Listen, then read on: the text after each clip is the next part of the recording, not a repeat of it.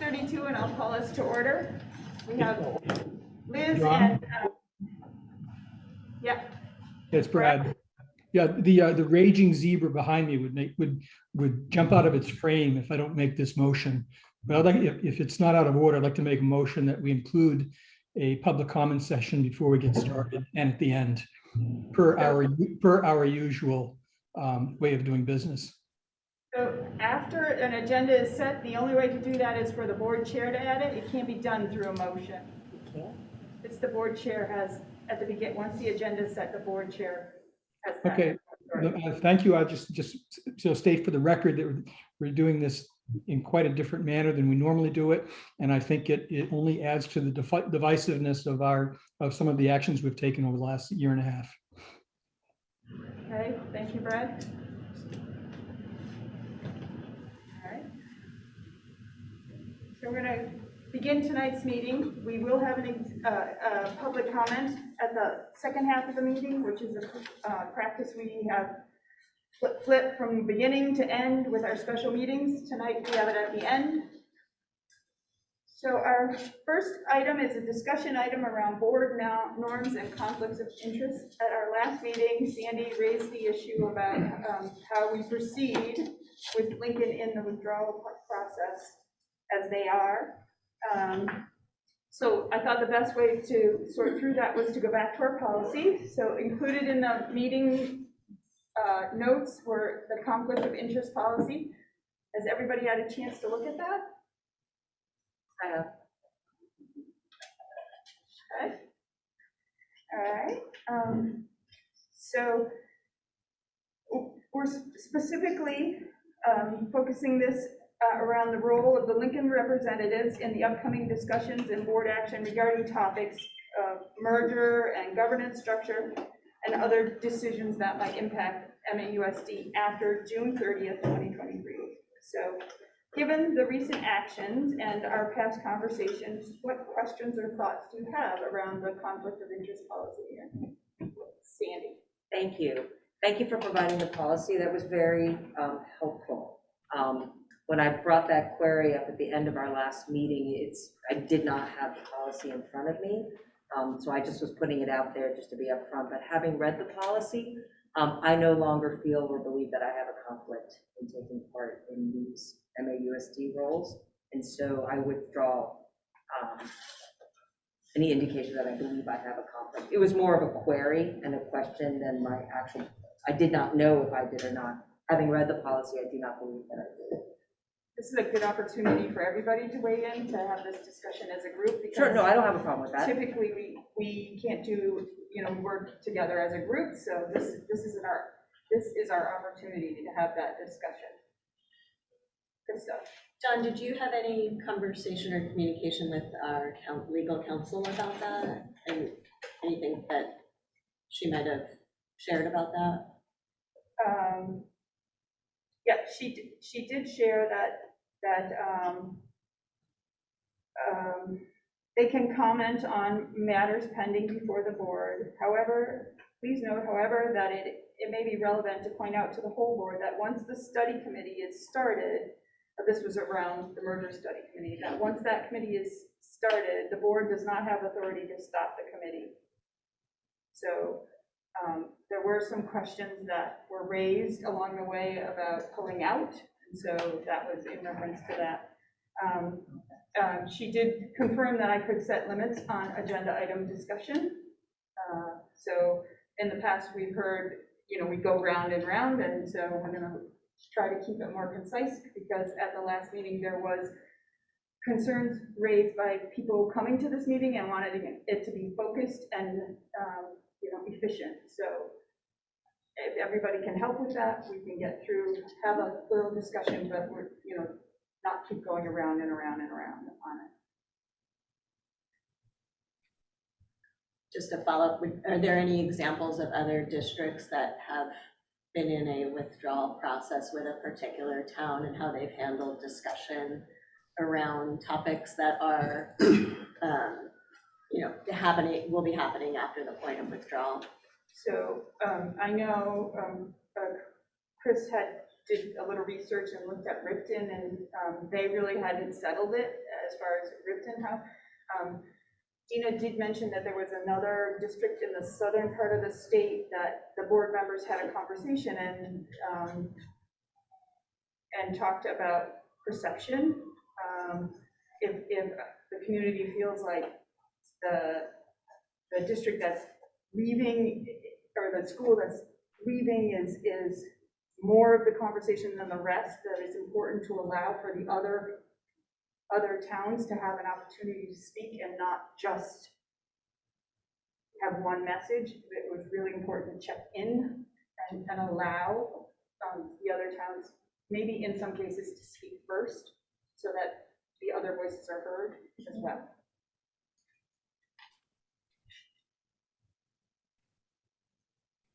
I can explain if people want why I feel very clearly from reading the policy that there's no conflict of interest.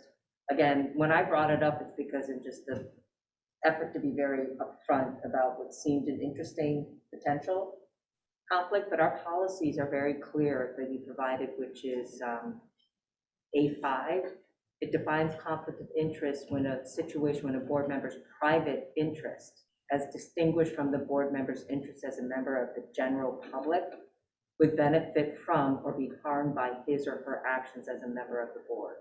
So if I had a business that would benefit from a contract that the school would hire, but I own that business and I want to make a bid, that's clearly a private interest in my own enterprise. I'm giving a very typical example. Private interest in my own enterprise is clearly in conflict with the district because it's my own personal private interest. But as my role as a Lincoln representative, as a Bristol representative, or New Haven representative, it's as a member, as an interest of the public, and as the MAUSD as a whole. So I have no issue taking part in these discussions.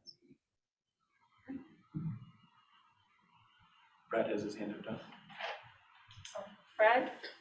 Yeah, I mean, I think that, you know, what Sandy just read is, I did a little digging in the Vermont statutes, and what she just read, which comes out of our policy, is consistent with Vermont law and also with, you know, common law across the United States with respect to conflict of interest. Conflicts basically are tied to personal, pecuniary, or other interest, you know, and it's up to the individual to decide whether a recusal might be required.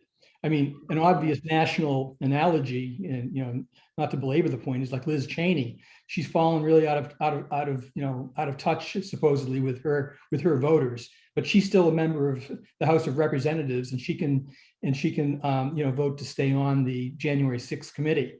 And until she's kicked off, she has every right to not to recuse herself on any vote unless it somehow is tied to her pecuniary or business interest or something like that. So until the Lincoln folks and maybe later the Starksboro folks are kicked off the board or whatever, there's no requirement that there be any kind of recusal.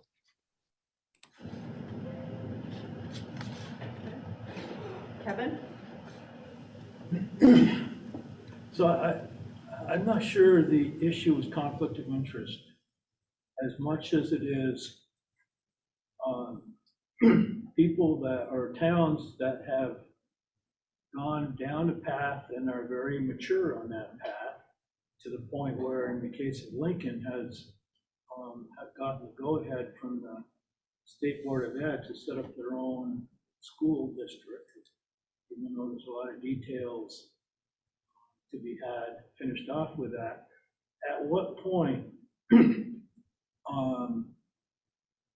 does the input or the perspective of those people seeking to separate have a commonality with what the district needs to do to continue to go forward on a separate path?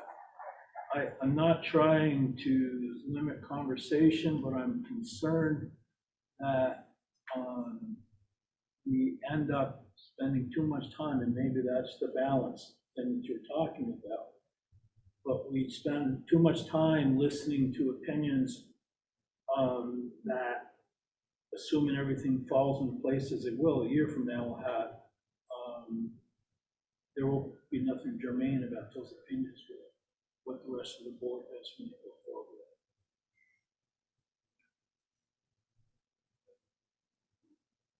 Anybody else we haven't heard from?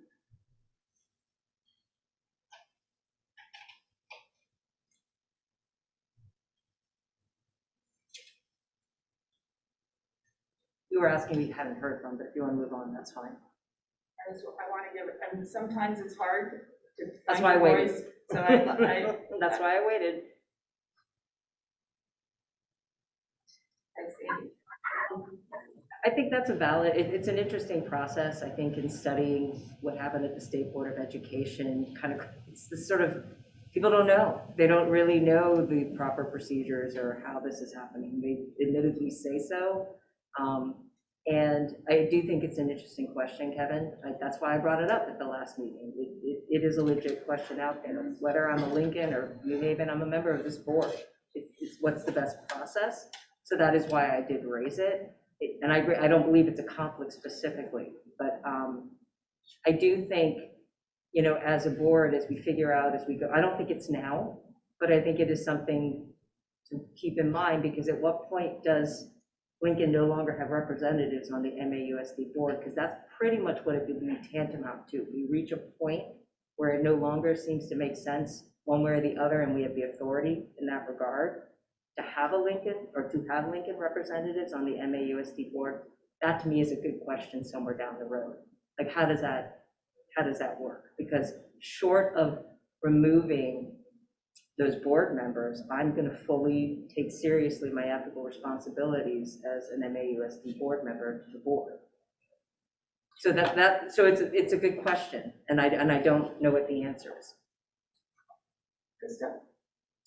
Yeah, I appreciate that point about ethical responsibilities to the MAUSD board, and I understand that we don't have in our conflict of interest policy language that talks about speaking on behalf of the owners as a whole, rather than being advocates for a particular geographic area, but you do reference a policy in which that's there.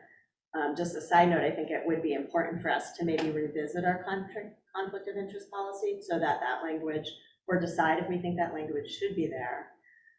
But so I do think germane to this conversation is not just specifically the conflict of interest policy, but also what are norms and expectations of how we operate as a board.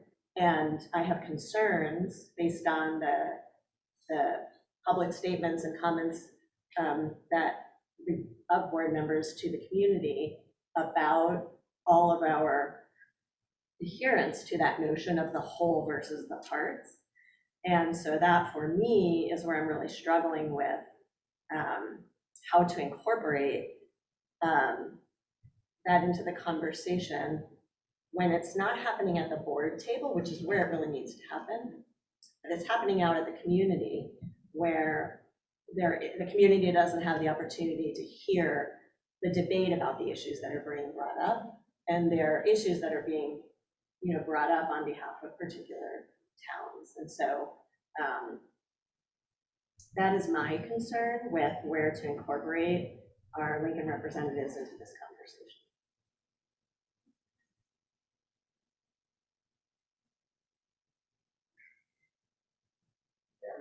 Liz has her hand up. Liz?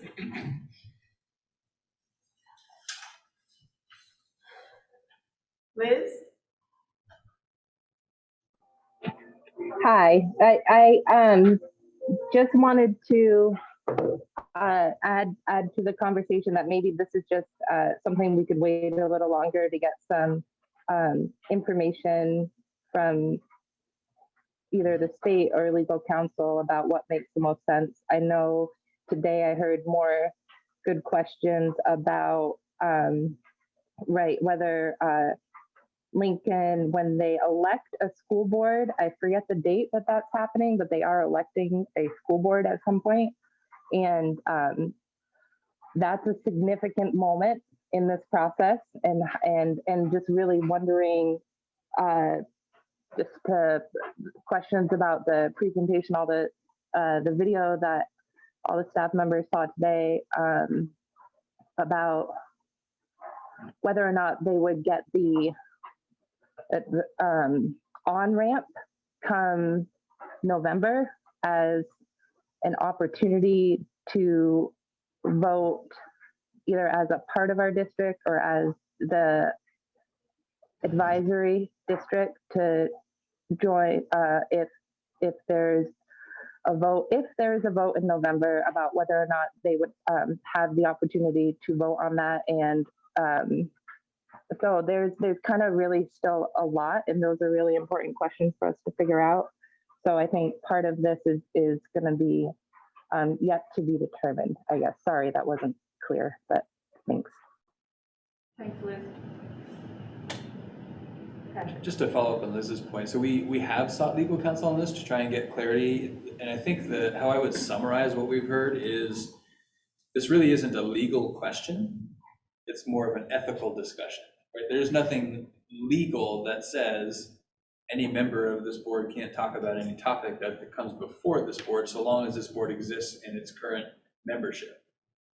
It's really more of an ethical conversation about when is it appropriate, given we have towns in the process of withdrawal, for board members or a board member to recuse themselves, and when would it not be? And that's probably topic specific, right? If we're talking about something next year that's going to have an impact, clearly all of our towns that currently are represented are in MAUSD next year and their students are impacted, et cetera. I think perhaps a cleaner example is when we're building the budget in the fall for the following year, when it's clear Lincoln would not be part of MAUSD, what role would a Lincoln board member have in weighing in on the budget? They legally can, but ethically, is it appropriate or not? And that's part of the conversation that I think the board should talk through. And at the end of the day, the decision is up to the individual board member to decide to recuse themselves or not. And there is no legal footing for anything other than that, as I've understood it. Sarah. I guess in the whole process, I've been really confused about when we are allowed to have a voice, because I feel we should have been able to, as a board, to inform the public about why Lincoln exiting would have been not our choice. And I didn't feel like we had a platform where that was allowed. And so I would like a lot more clarity on that, because it seems like we're not allowed to sell a budget, though we should be. We should also be able to sell like our system. And I'm not, I guess I don't know if that's who I asked that question to, because I don't think we were able to say or to make a counter argument for them leaving. And I think we were the most informed body to be able to do it. And I just don't know where to go with that. Where we stand, I think as a board, conflict of interest. I don't know how we do that correctly.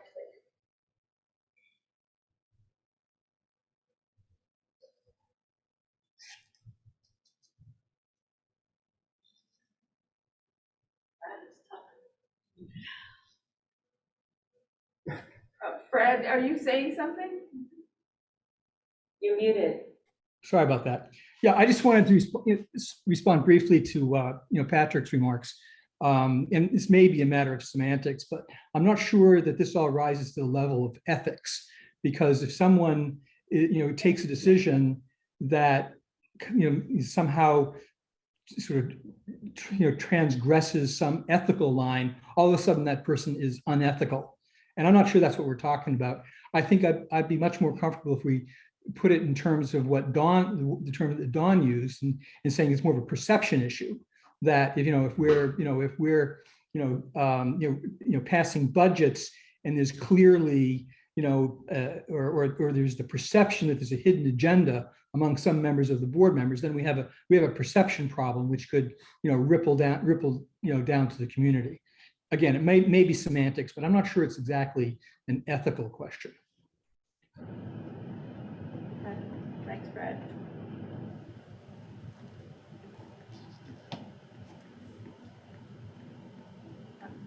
I'm not sure that I have any answers, and I'm intrigued by what Sarah has added to the conversation. I think we're going to have to be careful about our work. I think we might have to revisit our policies more often to ground us back into, to be sure we're staying in our guidelines. I think we have to be willing to have a conversation if somebody's feeling like what may be perceived from the community is not what we want. So I think we have to be willing to sit and have these conversations probably again as we work through stuff, because there's no roadmap for this, and things turn up that we're not expecting, and we're gonna have to be able to talk to each other and come to some sort of understanding together.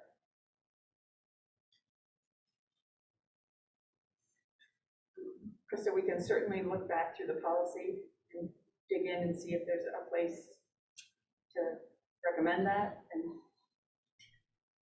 as we go forward. I would point out that although the definition seems very narrow for conflict of interest, the recommendation and the implementation part of the conflict of interest policy really does state, in making sure that you're doing this, these are 6 things that we, say that and recommend that you adhere to. Like, these are the best standards. And I think that to address that, Krista, I agree that, number 5, for example, is really clear. A board member will not give the impression that his or her position on any issue can be influenced by anything other than a fair presentation of all sides of the question. To all sides, right? And that goes to everybody. All of us have to consider all sides. And so as long as we make sure we try to meet these standards in moving forward, I think they are actually good points for all of us to look at. So even though the definition is narrow, it clearly was contemplating all the things that it's really important to be mindful of individually when we move forward with the work that we do, because it is challenging, and that's again why I just very openly wanted to bring that out there, because it is, I think, a worthwhile discussion.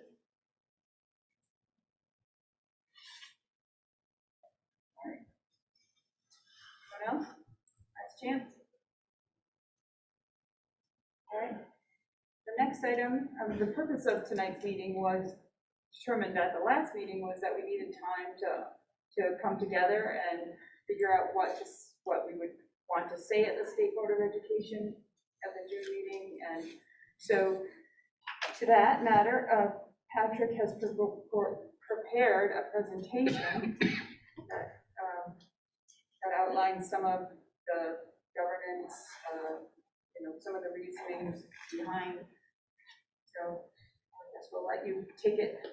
Yeah, just a little more context is, so really one of the questions that surfaced when we were here last time, we recognized basically invitation was extended from the state board. If you don't want to be forced into a supervisory union, you should come and talk to us about why you don't want that to happen. And the questions that surfaced from this board were really around, so what does that mean? Like, generally speaking, the board was interested in learning more about why is that such a bad thing? And so I started, it's really very drafty still, because it wasn't that long ago that we met. But really the way I started it from a frame of thinking that this is what I would present to the state board as superintendent.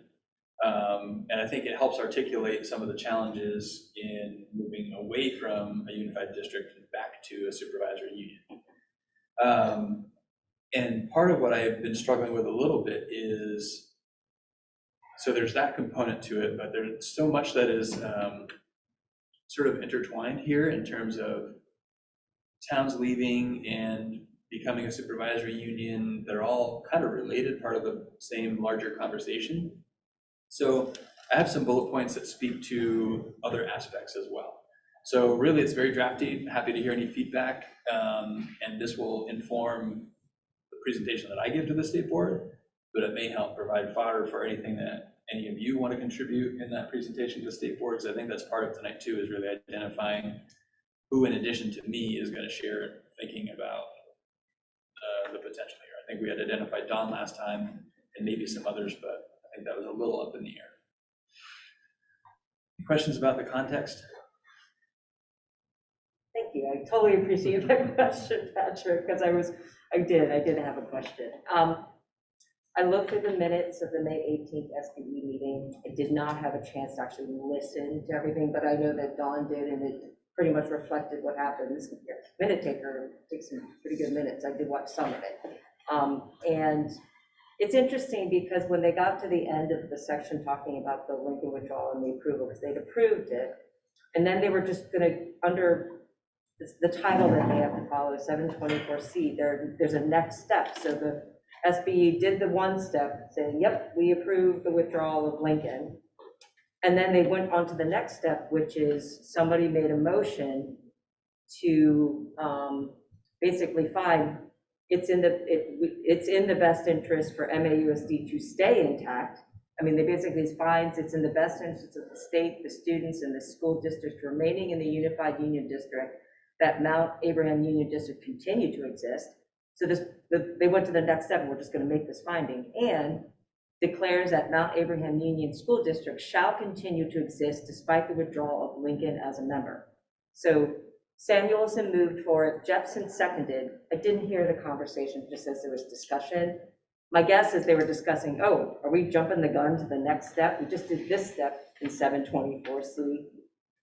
We're going to the next step, but shouldn't we get input from the district? We're saying, declaring what you filed in your motion that it is in the best interest. So they were going to move to the next step and just say, yeah, it makes sense. It's in the best interest for Mount A to stay as it is. And then they realized, oh, shouldn't we have a discussion? Shouldn't we hear from MAUSD? So to me, that seems to be the context of that. And based on the information that Lincoln had already provided as part of its petition to withdraw, had already indicated that, they'd worked with MAUSD, they had looked at the numbers, the viability. I mean, our August retreat went in detail about how, at least at that point, that the rest of the district would be fine in August of 2021.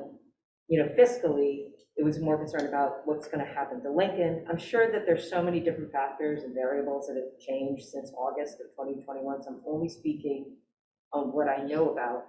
And so I think that's what they want to hear from us. Hey, is this really the case before we take this next step? And if you guys tell us, yeah, MAUSD is going to be fine if Lincoln leaves, I don't know if that's the case, but if that's what you tell us, I suspect they're just going to keep on moving to the next step.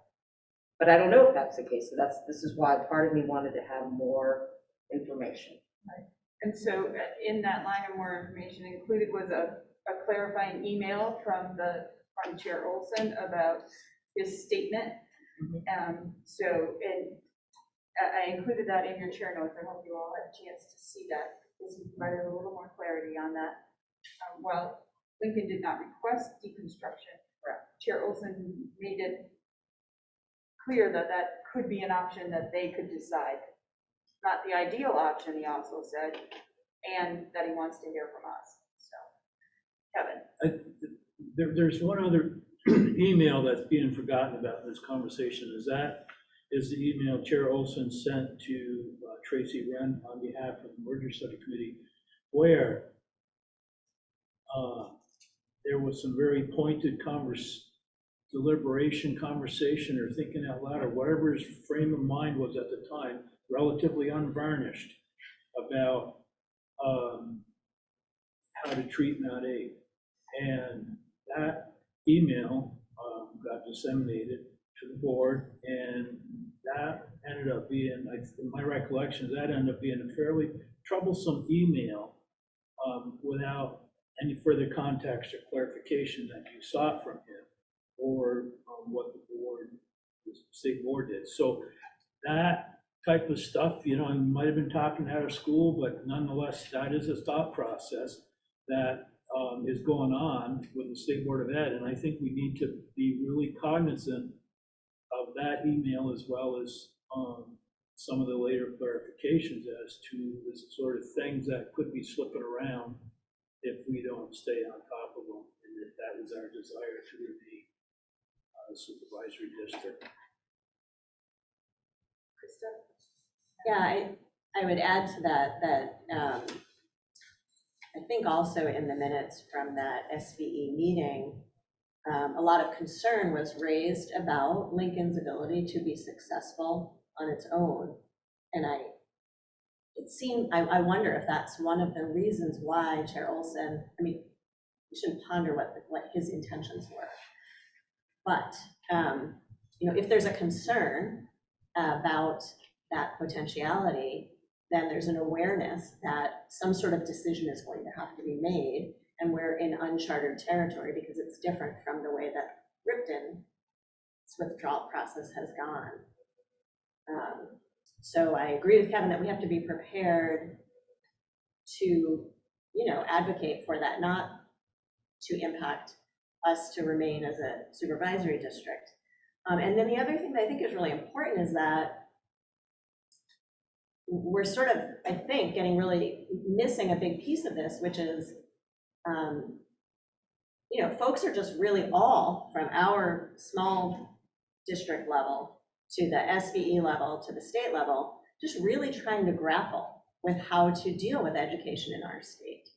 From rural districts with declining populations to populations that are growing. It's a concern that folks are grappling with. And so I think we have to appreciate that these thoughts that are being shared with us are part of that process of how are we going to deal with this.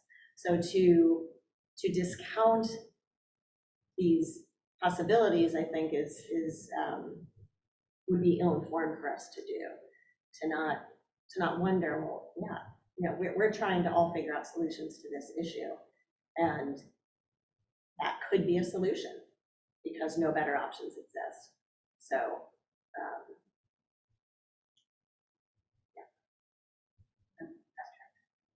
Not that it needs more layers, but another layer to this context setting is that the state board has announced that they'll be taking up the topic of redrawing supervisory union boundaries at its September meeting. And there's some talk now about the state board adding an August meeting when they don't typically have an August meeting.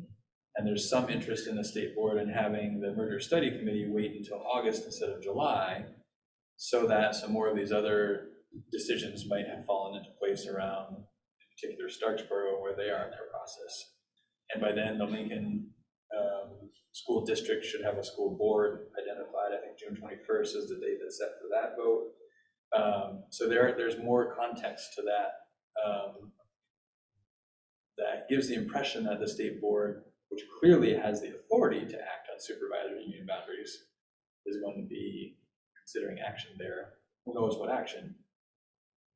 But it's more than hypothetical. I think that's the added layer that really is key to contribute beyond what you were saying, Sandy, that they were following the statutory language, sort of going through the process and recognize, oh, we haven't heard from MAUSD, maybe we should do that before we take this action. Very true. And they're going to be talking about supervisory union boundaries. I don't know the terminology, so I did see that as part of the action that what they passed. Oh, no, I guess not. I thought it was part of the actual motion that passed for the meeting. I'm sorry, I'll have to look back at it, but I did see the note that one of the things they definitely want to talk about is the determination of supervisory union boundaries. Just in my ignorance, can you explain to me what that supervisory union boundaries? It's confusing to me because of the fact that we're an MAUSD district. I do know what it was like when we were, not a supervisory, union, and I had a better concept of that. So what are we talking about when they're saying, what do you read between the lines when you hear them say, talk about supervisory union boundaries?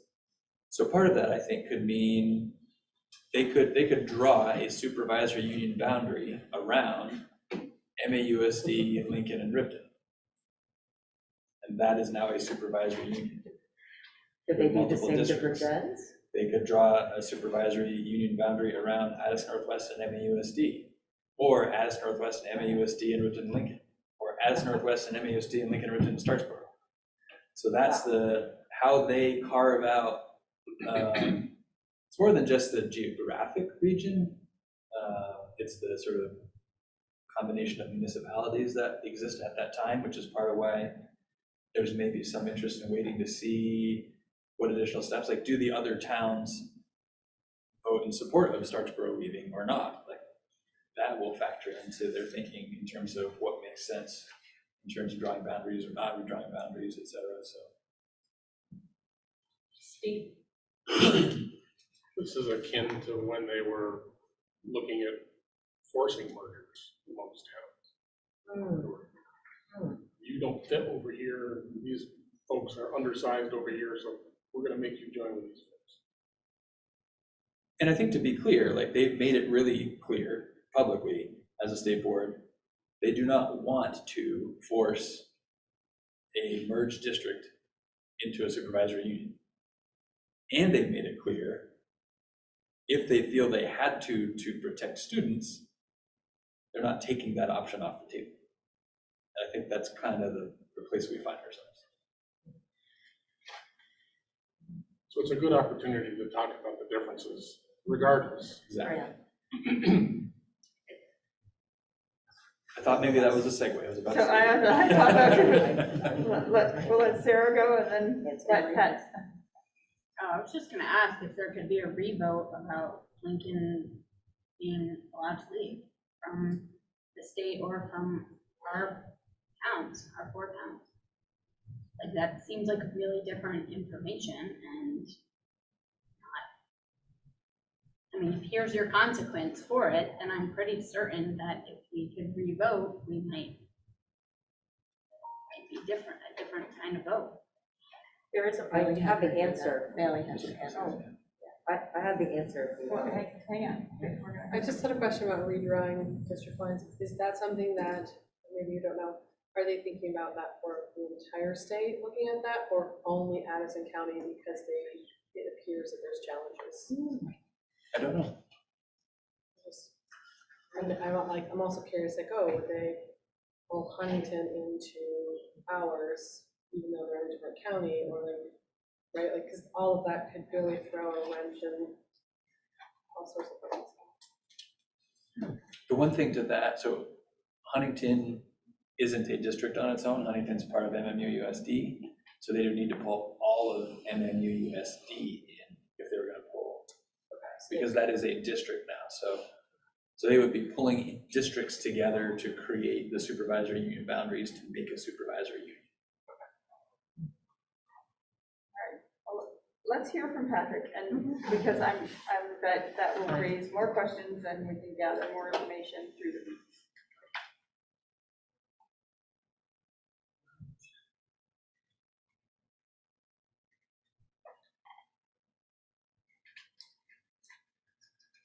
This is the right screen to share.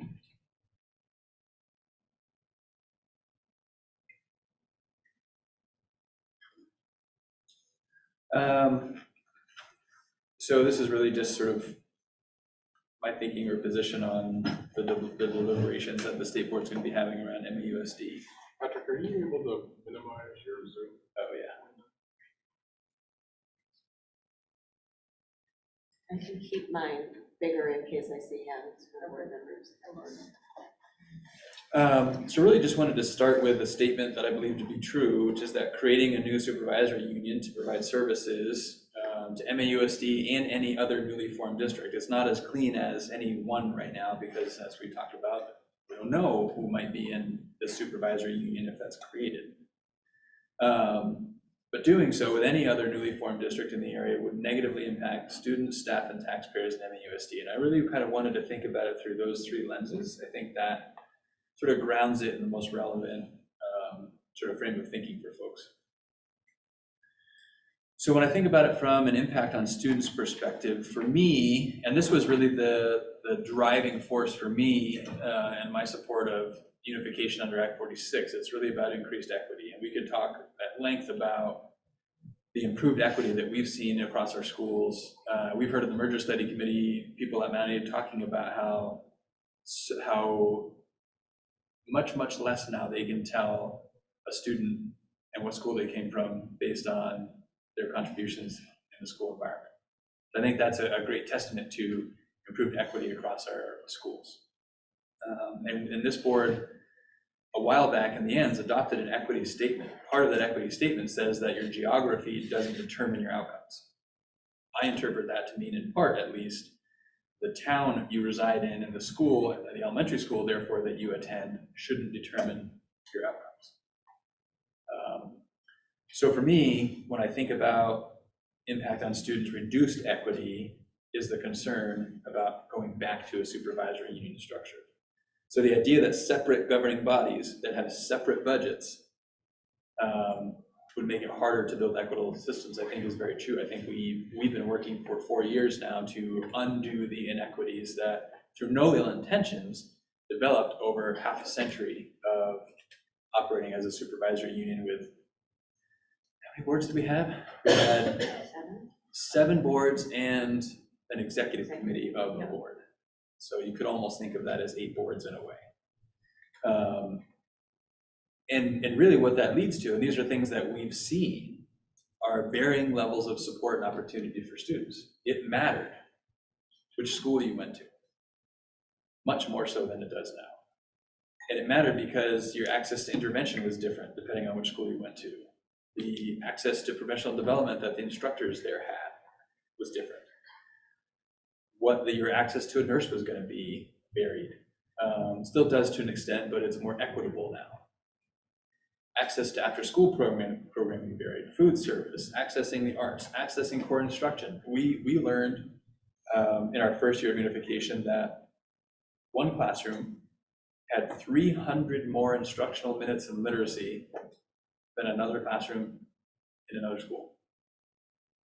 That means that there's 300 less instructional minutes on something else because all the days are essentially the same length of time. So pretty significant discrepancies in access to an opportunity to engage in various curricular opportunities. Access to mental health support, how much guidance time, how much school-based clinician time, varied.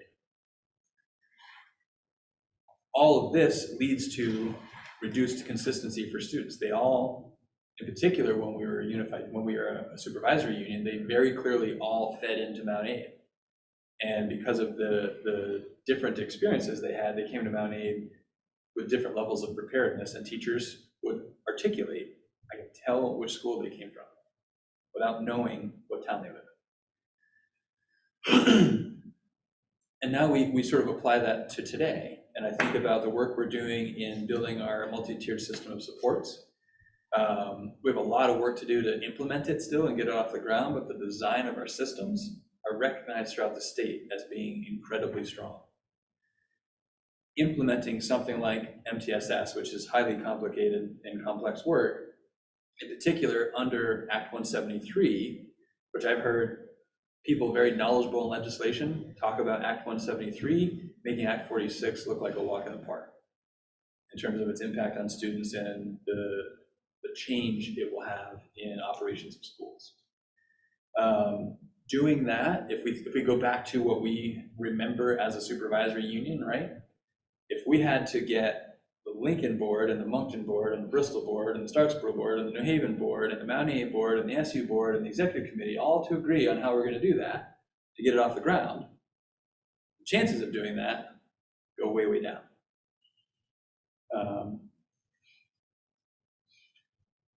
And that sort of speaks to how hard it is to move a supervisory union in a direction.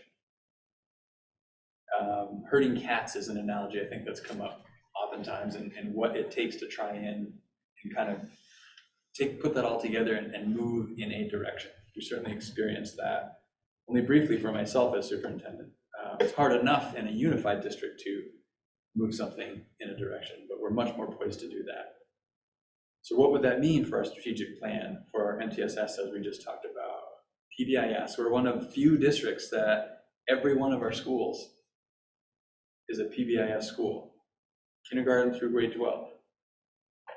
That doesn't happen in most places.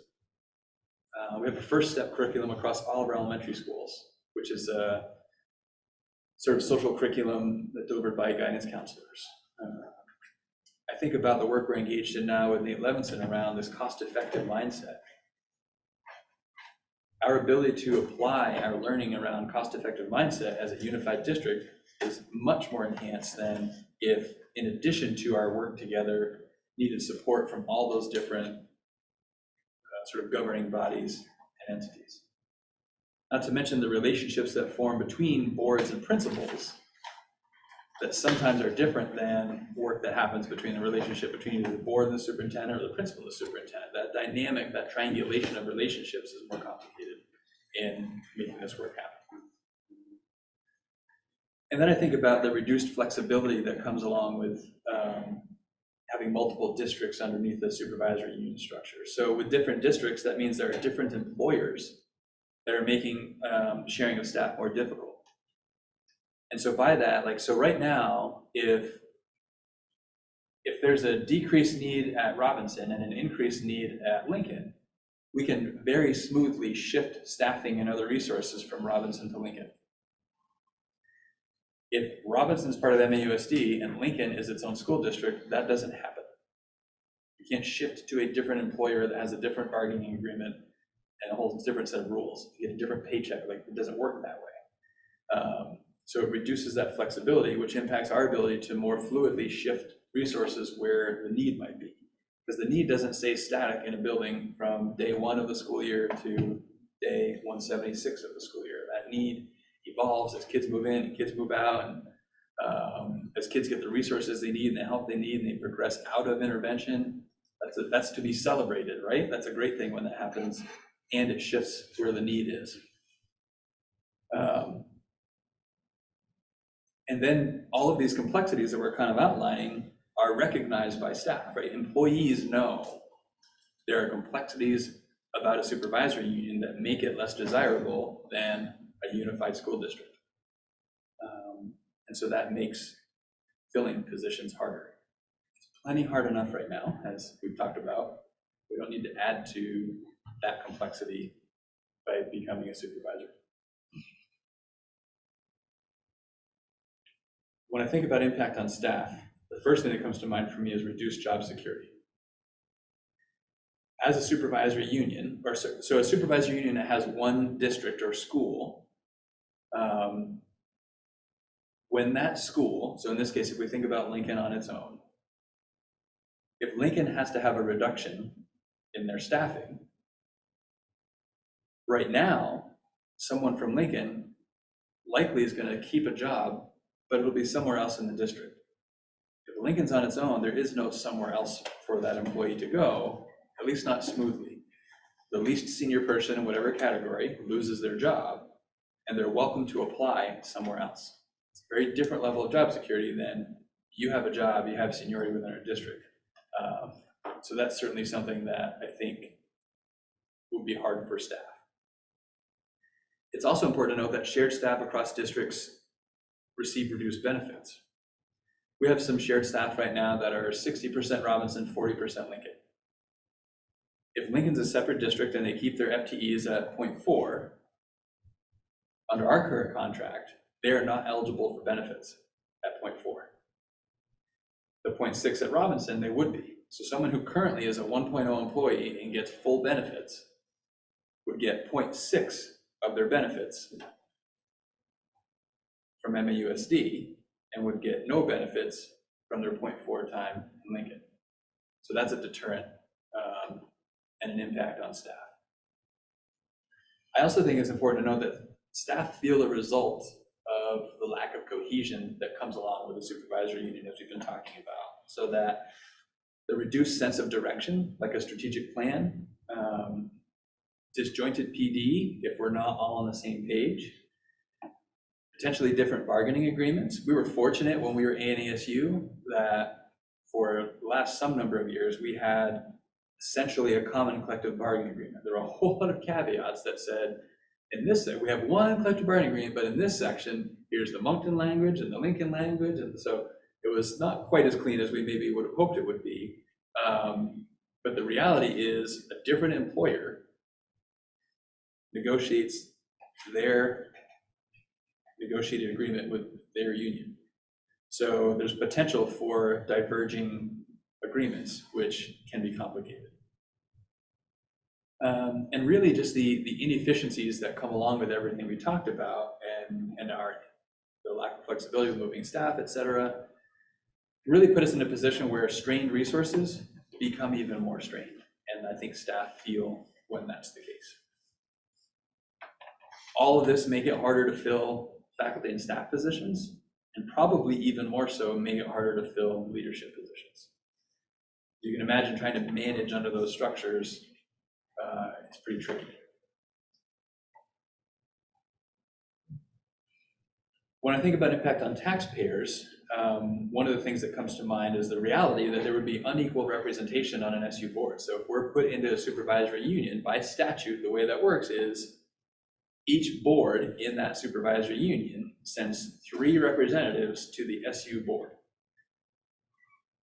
If MAUSD and Lincoln are the 2 districts that are put into a supervisory union, MAUSD will have 87% of the students, 50% of the representation on the SU board.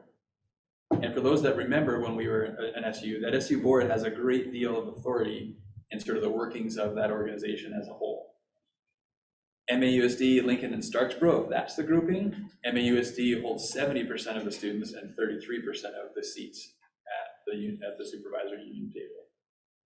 MAUSD, Lincoln, and Ripton, it's 82% and 33%, and if all 4 were put together, MAUSD holds 65% of the students and has 25% of the representation. So that unequal representation is something that taxpayers would probably have some thoughts about.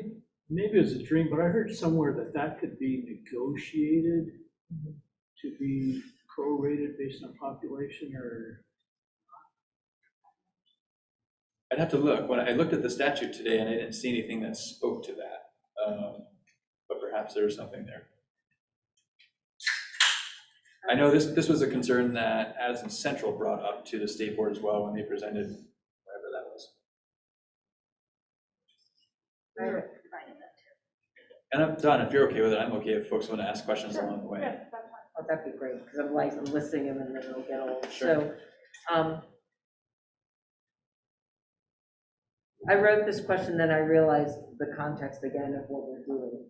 It's basically the presentation to the State Board of Education to say, don't dissolve MAUSD because this is what would happen if we have a supervisory union. This is something that's being initiated in fairness by the SBE, correct? And so I just wanted to, it was helpful for me to be reminded of that because it's clear that Lincoln wasn't asking for any of this as part of it. It obviously seems to be a result from the SBE. So it's not like Lincoln's saying, oh, we want these things. It's really just making clear to the board, you realize that this is what you're talking about if you decide to somehow create a supervisory union. So I totally get that. It's an advocacy saying, let Lincoln do what they're going to do, and MAUSD is going to continue to do what it can do. I would say that's accurate. I would add to that, if I think about the various communications I've seen from the State Board of Ed, essentially what I hear the State Board of Ed saying is,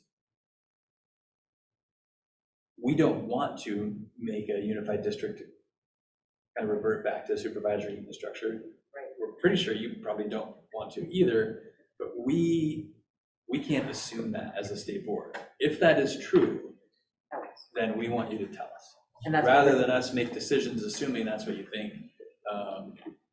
And I think that's the position we're in, is we're saying, as you're thinking about this, here's our thinking about the impact of becoming a supervisory union again and the concerns around that. Okay, thank you. Maybe reading between the lines, but also from the communications and places I'm getting off track. Sounded like the highest priority is to not create issues for students, with what regards to issues for students, and secondary priority, whatever ramifications it has for the school district, correct? Yeah, I think that's a fair assessment from the way I've read it. That has been, which is what has risen the concern for me to a new level, recognizing that if they, and again, I think maybe Krista made the point earlier, like I heard the state board expressing great concern for Lincoln's ability to withdraw successfully. I think they made that really clear. I think they said it directly, multiple times.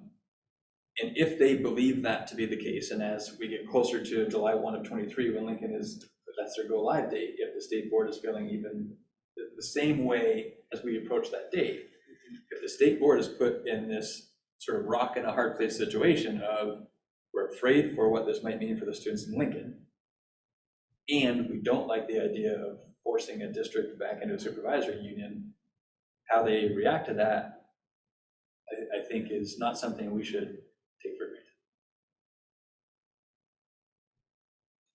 it's just a side statement, but as somebody who spent, I don't know, 100+ hours on the Act 46 committee, I feel like this is a report that I wrote and was part of about why we would do this and what the equity, what's the point? I mean, if you just go back to the actual report, this is all our, I'm just surprised that we would have to go and make our case again when we already made our case 4 years ago.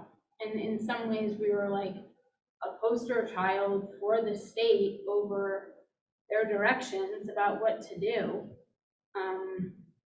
Being, you know, we were a little bit slower than our neighbors. They happened really fast, all three of them. We took a little bit longer, and we were pretty thoughtful about how to, or we tried to be, about how to do it in a good, strong way. And I don't know, I'm kind of disappointed and annoyed that we have to kind of, and it was voted on, that we even have to bother to make our case, like that's who we are. So. There are a couple of slides coming up that will look very familiar to you. And just so you know, also Liz has her hand up. Okay. Steve? I'm fine with questions. I think we're delving into summary opinions, which I think we should hold off until we're done. Liz, do you have a question? I was just gonna add that a third option was that they had, right, the asking of them to find neighboring districts that could meet the educational needs of the students if their district was unable to. So that's kind of like a third piece there. Yeah, that's a good point. And the state board did make that clear that as they were expressing concern for Lincoln's ability to withdraw successfully, they were also stating the yeses that folks were given with sort of the understanding that the statute says if a town can withdraw and the state board is confident that the students in that town will have a school to attend that meets the education quality standards, then the state board should be saying yes. They were not saying that they necessarily believed that that school that would meet the education quality standards was the Lincoln Community School. It could be a neighboring school that has room to take kids in so that the kids ultimately will have a place to be. And I think that's sort of Liz's point. So should I come back to the presentation? Yeah. So one of the things that I think would also be an impact on taxpayers is I think there would be a steeper tax rate increase. Unfortunately, there are a number of people who believe that the driving force behind Act 46 was saving lots of money, and a lot of people interpreted that to mean that my tax rate will go down from what it was at the time. I never saw Act 46 as about saving money. We saved pennies, like we saved, I don't know, 100,000, 200,000, something like that from the actual sort of merger. To me, the savings have really come in terms of our flexibility with our staffing. So when I think about, so our tax rate has continued to go up. It didn't go down because of Act 46. It went up at a slower rate though. And I think Floyd's done a lot of analysis on this and he could talk more in detail about it. But because of the flexibility and the fluidity that we had within a unified structure, we were able to make decisions that slowed the rate of increase. If you think about, in particular for board members that have been on the board for a while, think about how many positions we have not filled by taking advantage of attrition over the last 4 years as a unified district. It's probably 40. So think about how many dollars 40 positions that we've reduced almost exclusively through attrition saves. It's millions of dollars that we aren't spending, that we've been able to absorb in a way that probably 95% of the community hasn't even noticed. And I attribute almost all of that to the way we can work within a unified school district. So no, taxes haven't gone down. They haven't gone up as much as they would have otherwise, assuming voters would have approved them along Okay. Does that also apply to, because I think before each town would vote on their budget and raise taxes to meet that budget need. So by absorbing all towns' budgets into one, was that also a potential tax savings for towns for whom their per pupil spending might have been a lot higher were it not spread out around, or that the full district absorbed the cost of all of those? Absolutely. And I would go so far as to say that ironically, it seems very clear to me that Lincoln is the town that benefited the most. When we think about in the last 4 years, they've lost 40% of their enrollment. We know that budgets are tied to cost per equalized pupil, and equalized pupil is derived primarily from the number of students you have with various weights on those numbers of students. A 40% decrease in your enrollment would have a remarkable decrease in your overall equalized pupil count, which would have a dramatic increase in the cost per pupil and therefore the tax rate. So being a unified district, in particular, the smaller schools are protected from that kind of volatility, because it certainly as a supervisory district and a unified district, we've not lost 40% of our equalized pupil.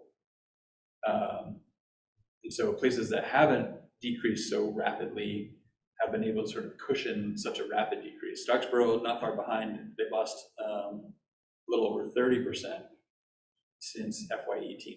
So those are two schools that have seen the most rapid decline in their enrollment, which would have suffered the most dramatic impact in terms of either the cost per pupil and therefore the tax rate, or perhaps even more likely, taxpayers not voting for really big tax increases, reductions in what happens for students at those schools. So yeah, there is a safety in that regard for some of the taxpayers.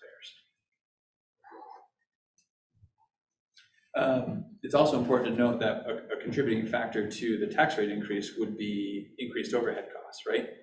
If we're going to go from managing one budget and one set of grants, et cetera, to however many budgets, depending on how many districts are put in here, and however many sets of grants and everything else, we can't do that with the staffing we have now in central office. We have fewer staff members in our central office now. I don't have the exact number on the top of my head right now. But it's in the neighborhood of 2 or 3, I think. I don't know if you have that. 3.5. 3.5 fewer FTEs in central office now than we were when we were at NESU because of those efficiencies. So we'd have to add positions back to manage that. And this is perhaps the greatest concern and potential impact on taxpayers, right? So if we support withdrawing towns by forcing unified districts to become supervisory unions to provide those centralized services, that could potentially incentivize other towns to withdraw, become their own district, kind of revert back to what we used to be.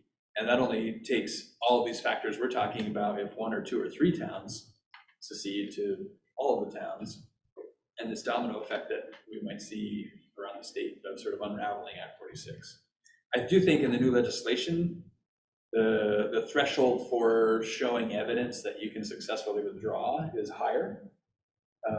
So that would probably help curb that some, but I think that's a legitimate wondering or concern when we think about it from our regional conversation, but the state conversations.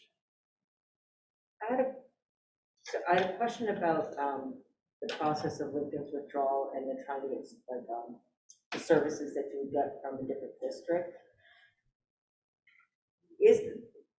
Was there the avenue to approach different districts, whether it was the middle, north, south, sorry, I can never get them right, but whatever, or MAUSD, and say, would you provide those services?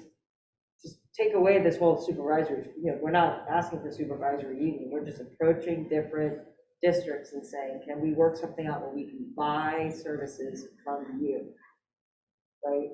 Isn't that part of the process? That's why they're looking at all the different districts, and that completely is separate from this concept of changing supervisory boundaries. They're just simply, that's part, they're trying to see if they can pay for and contract certain services, but governance is not part of it at all, right? I do think that's an option, and I think that I'm assuming that has been pursued.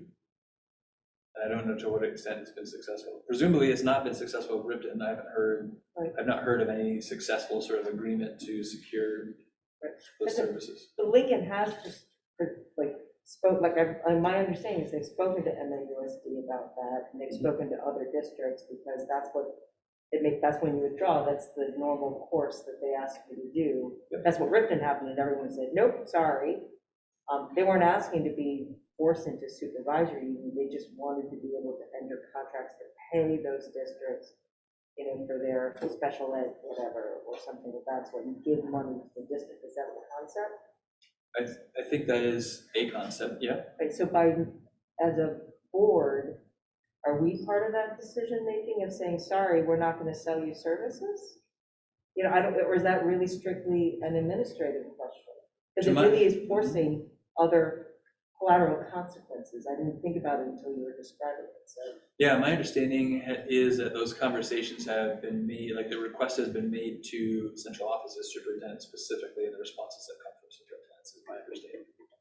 But it's interesting because it does lead to these other potentially unintended consequences when people say no, right? Now the SB is saying, well, if you say no, how can we make you sell them services? Maybe I'm wrong, and that's a point is. I can put a little context, because I was part of that conversation. Yeah. And the question was asked, could we purchase those services for what we're paying in allocation currently based on the number of students? Okay. And that's a hard no, because the cost is far in excess of that. Sure. Right? If your allocation is $164,000 to have all of the central office staffing and all of that benefit, that's the allocation because of the efficiency of the numbers. That doesn't match up with having to hire an additional half-time accountant. I mean, that's a direct cost that the district would incur. And it wouldn't be advisable to then pass that cost on to the remaining towns. It would now become a direct cost to that town that is purchasing the services. So in my estimation, it was somewhere almost 3 times the allocation to get the level of service. So it wasn't a question of a no, it was a question of, we can't provide it at the cost that you're hoping for. Adding to that, though, is the reality that, so if we use our current context, operating MAUSD without Lincoln is essentially no less work at all than operating MAUSD with Lincoln. So knowing that the workload hasn't really changed any, the impact of taking on additional work either is at tremendous cost financially to the district that we're providing services to, or at tremendous cost to the students in MAUSD because of the distraction and other work that is unrelated to the district that is MAUSD. Right, so all of these complexities, in fact, in some ways, I would almost see contracting for those services as more challenging or less desirable than being put into a supervisory, because we're doing all the work without any of the authority. And bear in mind that the central office has moved to try and match capacity to need. So if the need, if the budget's $3 million or $30 million, the management of that isn't much different. We have one accounts payable person, we have one payroll person, we have one accountant. And you would have those same positions, maybe you could carve a little bit out of it at $3 million. Okay. So that exponential growth would have to then be layered in, because you're now running 2 businesses separately. So it sounds like Lincoln is, they get it, and they're like, they get it, and that's why they're seeking other options potentially, do you know? I don't know. I can't speak to what they understand. Yeah, do Floyd or Patrick, do either of you know, or would you suppose this is the similar scenario that faced Ripton if they were in fact, okay. I think it's really helpful to hear that, because I do think that that's a fair question that Sandy is asking. And so I think it's really important for all of us and for the community to understand why that is not a particularly, at least from what we're hearing now, a particularly advisable approach. Just curious how much more you have. Not much more. So the last bullet here, and this is an interesting one. If we play this out, right? So Lincoln is withdrawing. They're going to become it sounds like a secondary school choice district. Lincoln, or Starksboro follows suit, and they become a secondary school choice district. If New Haven became a secondary school choice district, and then Bristol became a secondary school choice district, and Moncton became a secondary school choice district, Mount Abe doesn't have a district that it's part of anymore, which is a curious position to be in if everybody sort of follows suit. I don't even know what that would mean, but it's curious to think about if this did start to kind of unravel, what happens to high schools in that position. Wouldn't this revert to prior to unification? I mean, each town would have its own, wouldn't there just be Addison Northeast Supervisory Union? They may not pick Mount Abe. No, Yeah, everybody picks Millbury and CDU or something. it might be you Nobody sell Mount wants to Abe, go. and Yeah. all of your towns are choice towns for secondary. We probably check, sorry.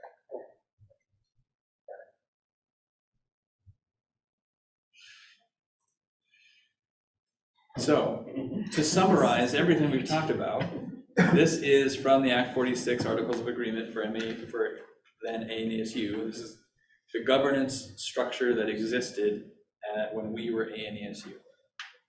I think it's often referred to as the spaghetti governance structure or something like that. And this is the governance that we operate under now.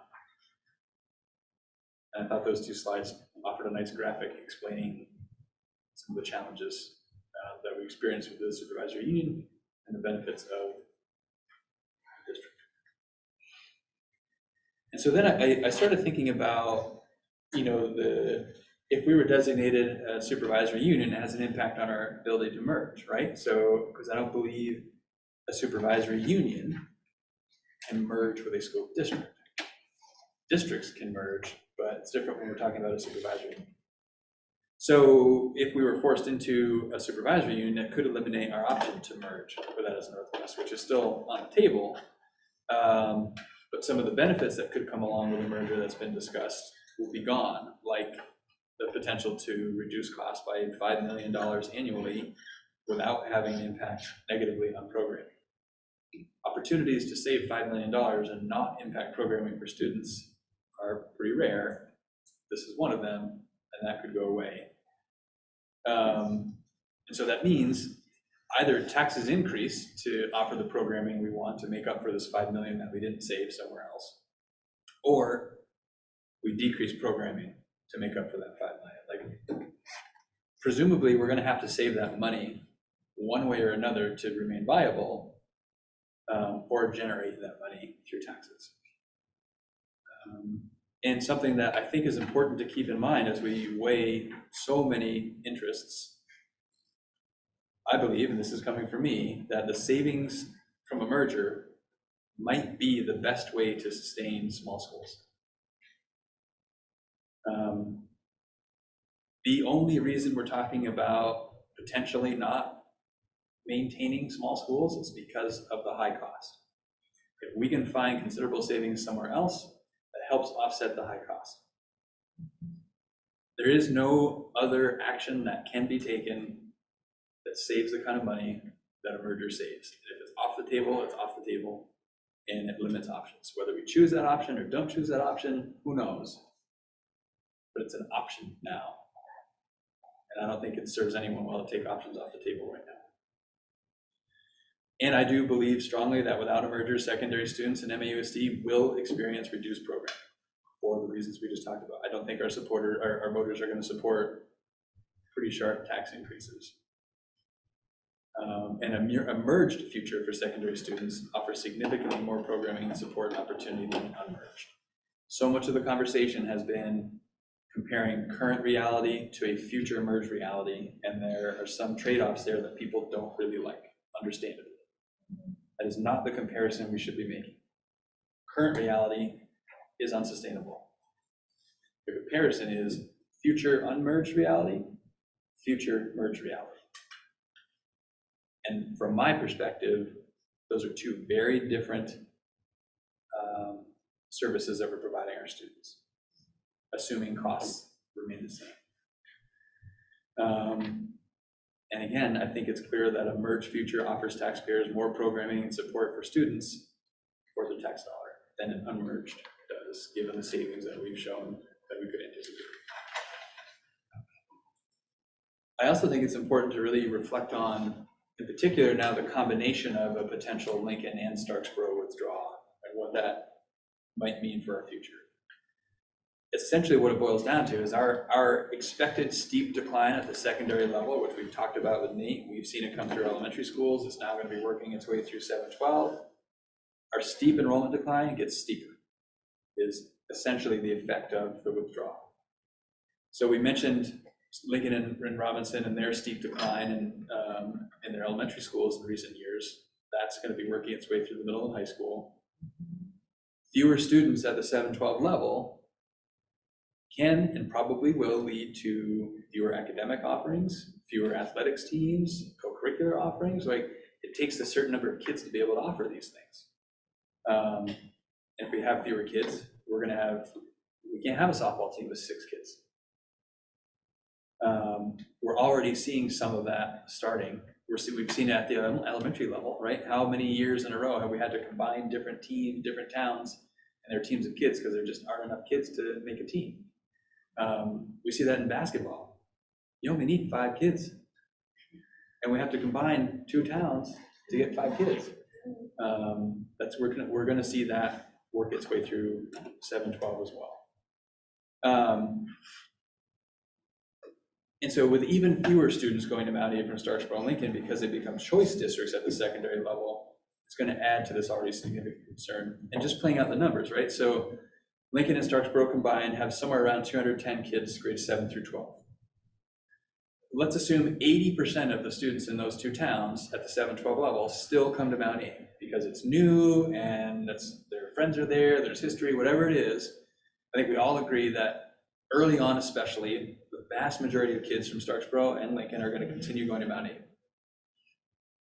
But even if at 80%, that means 20% of those 210 students aren't going to go to Mount Aim that otherwise might have.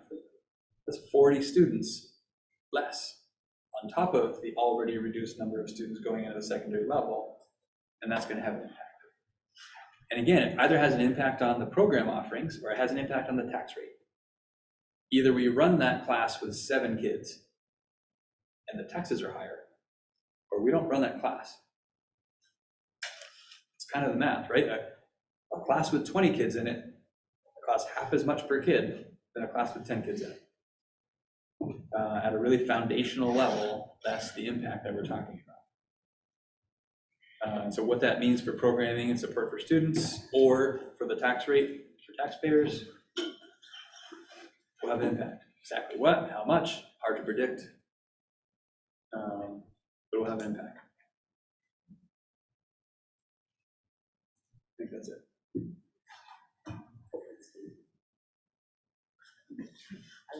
Sandy. Thank you, Patrick. The last part of your presentation has been something that I've raised more than once in front of the merger study committee. As a public participant, my concerns that, a lot of work and effort has been done by our district to really understand our needs fiscally, the real efforts to keep every single one of our small schools open, with the reviewing Nate Levinson, all the work that went into that process, but really the big heavy is what's going to happen in middle school and high school. And so it's hard because I really do see this as a combination of politics, just because it's just nature, right? School board, and some concerns. I mean, I get the concerns. People don't, in our community do not want their small schools to be closed. It's really obviously a strong feeling. Nate Levinson, it was interesting to read his report and really get that really is real all across the board.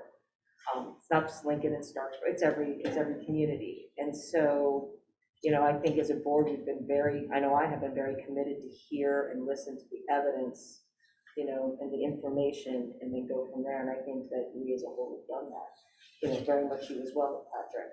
And so,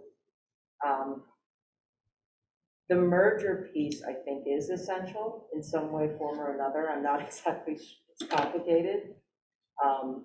I wish there was a way of conveying to all the members in the other district on the board how important it is to decide not to worry so much about, well, we can't be forced not to give the vote to the small towns not to close their schools. There's like so much worry about what if, that I feel like we're so focused on one area, we're missing the most important piece of what are we going to do about the middle school and high school, you know, with these numbers. What are you doing, Virgins? I mean, Addison, you know, Northwest, and not having been to all the meetings and not knowing all the ins and outs, I wonder if their community, if it feels the same way we do, that the projections that you're speaking of and the serious concerns moving forward. I'm hoping and assuming that they do as a whole understand that, but I'm not certain about it, because the work that this district has done before I came on the board and since I've come on the board has really been focusing on, with your leadership, you cannot ignore these demographics, you cannot ignore these fiscal responsibilities. And I think Addison Northwest has worked very hard too, don't get me wrong. It's just, there's when I've been watching the merger study, they feel like we're forcing them to, you know, not let our schools get closed, but I just want to be like, let's focus on what we can merge and do well. Right? We're not sending our elementary school kids to, you know, that's not what's happening. It's middle school, high school. So I wish there was a way to move forward to, you know, consider Starksboro's, the actual, what they voted on. They basically were saying, we want to stay, you know, we just want to have a vote before you close our schools, but we definitely want to stay. I mean, they saw what was happening and wanted to have an out, you know, and I think their community members were pretty clear about that. And so, you know, I'm hopeful that the leadership at the merger study committee, and I have faith in our board members and everyone else to hear what you're saying, even in this presentation, and start moving in that direction and really consider, when they're talking about looking at the draft articles, how are we going to move forward? You know, potentially truly as a merged district, and look at those hard pieces, which is really the middle school, high school. Sarah. I do just want to echo the fact that the merger study committee has always been about the middle and the high school, and we didn't have a choice because Foxborough demanded that we bring up, make sure that article whatever was in place in some way that maybe would work with all the towns. And it took an incredibly long time and was consistently, like, we were distracted over, I want to say, talking about the middle and the high school because of the elementary schools. And that wasn't the purpose of the merger study committee, and it still isn't. And it, quite honestly, derailed the whole process and our discussions. And we are ready to talk about all that stuff and sell all the pieces of what the merger study, the purpose was, which is to find a financial way for us to successfully run strong schools in all schools if we can do it. But we have to have everything on the table, and consistently blaming the merger study committee for where we are is ridiculous. I mean, I think we need to, like, put our eye on the prize and be like, we need to be strong, they're strong, and if we want to work together and make this happen, we should have the opportunity to do so, and not because of things that kind of keep getting in the way. I want to do a good job. I want us to do a good job. So. Yeah, Patrick, I just wanted to say thank you. Yeah, unfortunately, we would have been nice to maybe have done this last year, possibly, but here we are. Yeah, I think laying out to the state board, I don't typically know what type of presentations they receive or what that looks like. But I think it's really hitting the nail on the head, saying we don't want to become an SU. We want to stay Mount A. And when you talk about the merger piece at the end, I struggle not to also then hear, as the merger is, the articles are currently written, and I'm not trying to get into the weeds here, but isn't that essentially deconstruction of Mount Abe as a supervisory district? I guess maybe I should. But it's not forcing it into a supervisory union. So the way the articles of agreement are drafted currently would be a supervisory district, much as we're organized currently as MAUSD.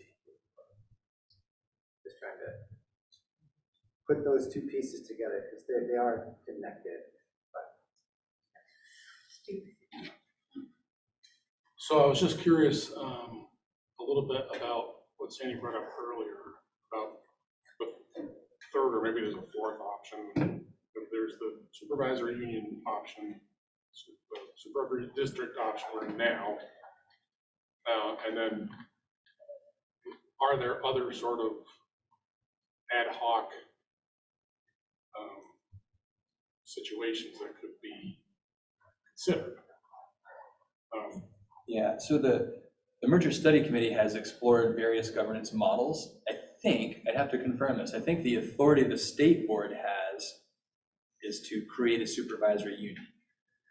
There are other structures that the state board wouldn't necessarily, I'm not sure, have the authority to create. So there's union districts, there's modified unified union districts. We went through, and I'd have to pull up the sheet that Tracy prepared for the merger study committee of the various forms of governance, but there are a number of them. And the one the merger study committee landed on was the one that looks like how we're governed currently and how Addis Northwest is. But in terms of what the state board would have authority to force us into, it may extend beyond a supervisory union, but I'm not sure. Maybe I'm thinking of something that's in between an SU and an SD, something that would be sort of a negotiated thing where maybe the SU board had more authority than the local boards had. This is all conjecture, but I'm reading some tea leaves that there might be some hope that that might be a middle ground for some of the potential departing towns, is that some of the things that you're talking about as being problems might be ameliorated if there was a negotiated change in structure. So, the SU board might have much more authority over who could move between buildings and it would all probably have to be negotiated right down to the last sentence, because a lot of these boards, I'm sure, the local boards don't want to give everything up, but they might want to give up the sort of things that make it so onerous to be an SU. That's sort of my conjecture. Krista? Yeah, I think that somewhere in the correspondence or the minutes from Oliver Olson was the recognition that the SD is the preferred governance structure. So I don't, and that was the big push with Act 46. So, I mean, there's probably 8 million ways to slice and dice a pie, but I don't think that that's the direction that folks think is the way to go. So, Kevin? From my perspective, unless anything other than SD, you will have multiple boards generating budgets. And when it comes down to dollars, they're my dollars, and my board's dollars and my town's dollars.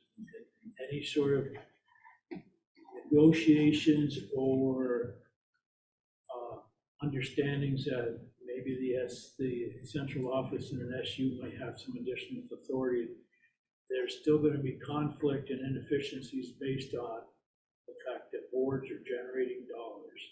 And the only way you can get around that is to have a SD. That was my sense as well, as I was listening to what you're sort of thinking out loud about, Steve.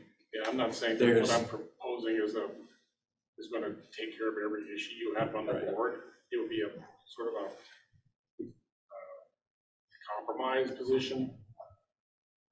And the way I was seeing it was, as I was trying to think about the variations of sort of governance models, there's the SD, and then there are variations on the same theme, all in this other group.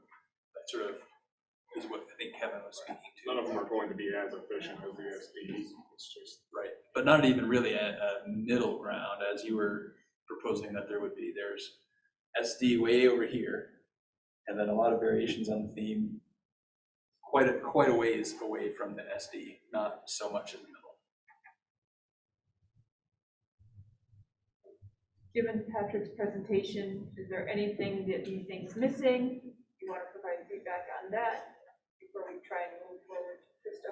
I guess I was just wondering when Sandy asked the question about purchasing services. I mean, I don't know if it's worth addressing that at all, or if that's something that the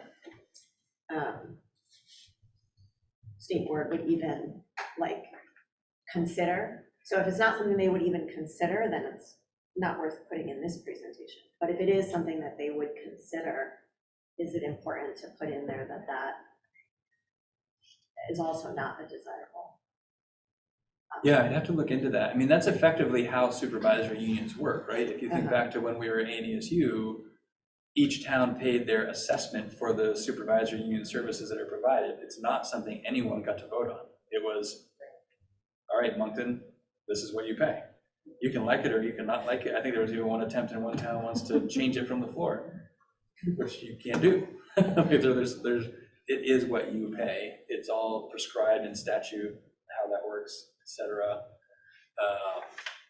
So that is effectively how it was done in a supervisory union. Doing that outside of a supervisory union, yeah. Whether that's a viable option or not, I'd have to look a little deeper into that. One thing that I've thought about is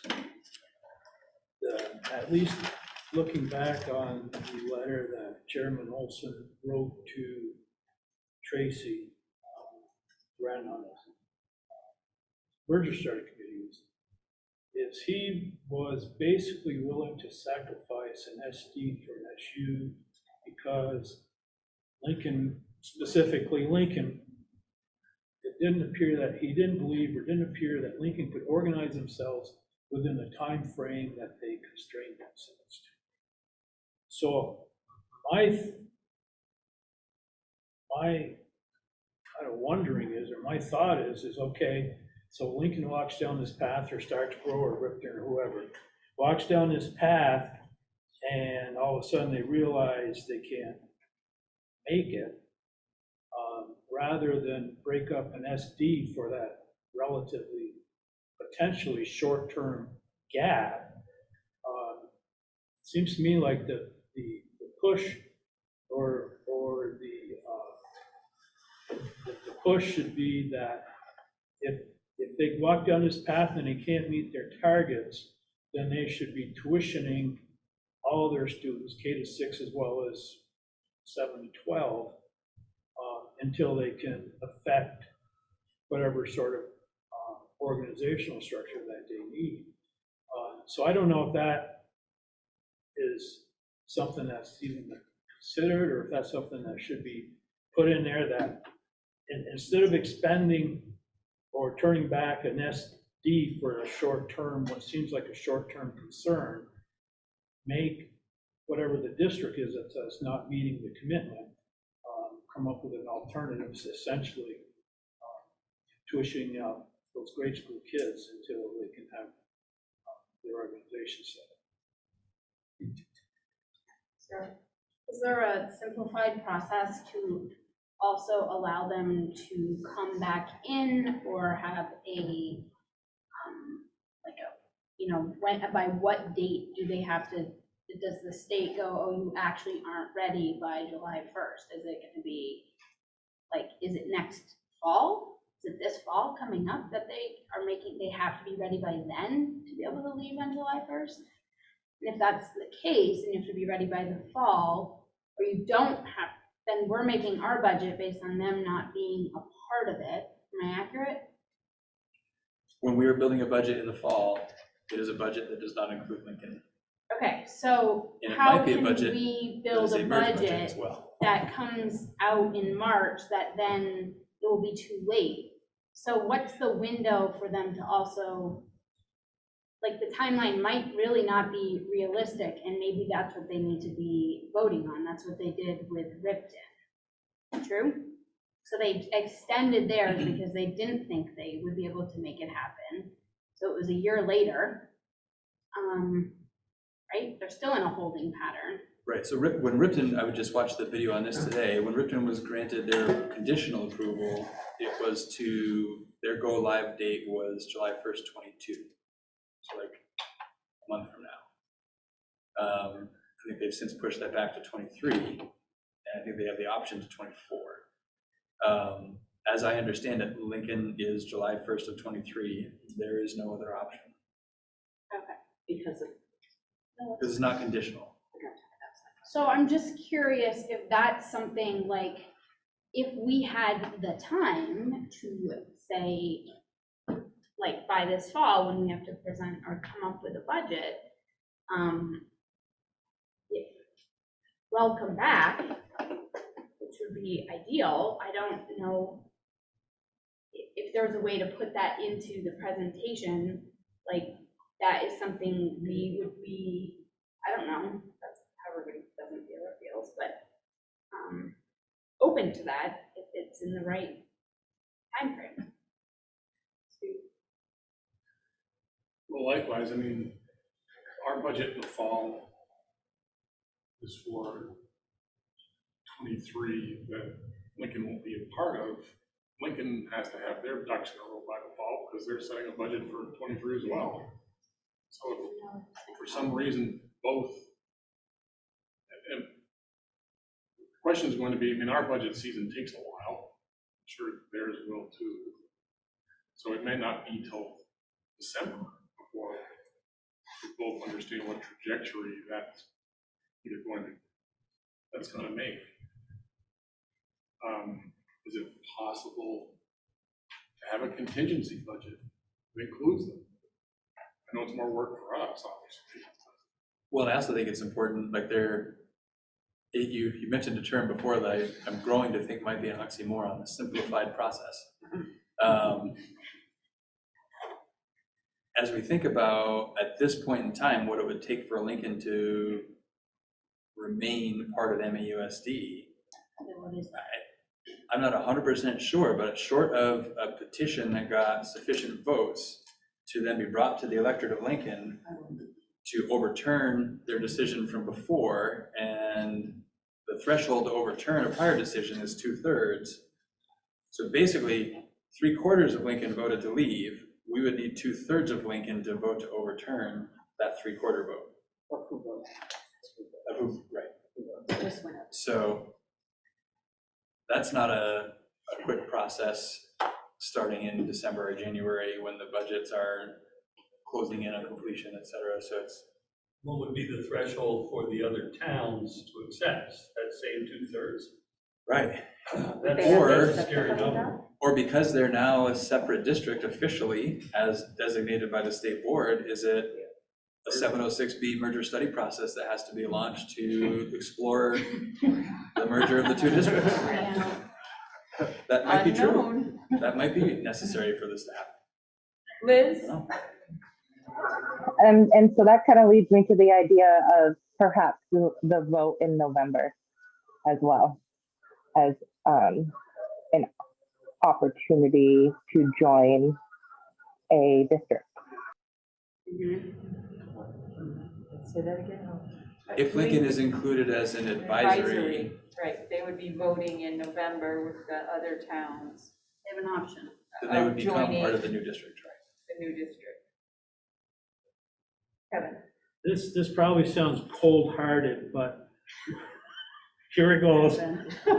No, this whole conversation is amusing. I think we are getting distracted on Lincoln's actions and trying to understand how they can be accommodated. We need to be thinking about how we can keep this district operating as efficient as we can. And what happens in Lincoln is Lincoln.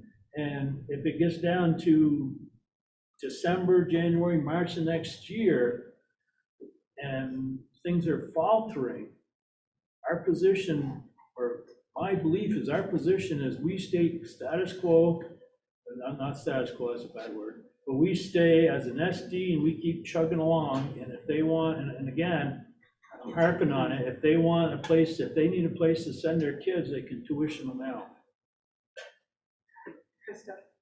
I guess to Kevin's point, I think I advocate for us moving on to really focusing back on the presentation.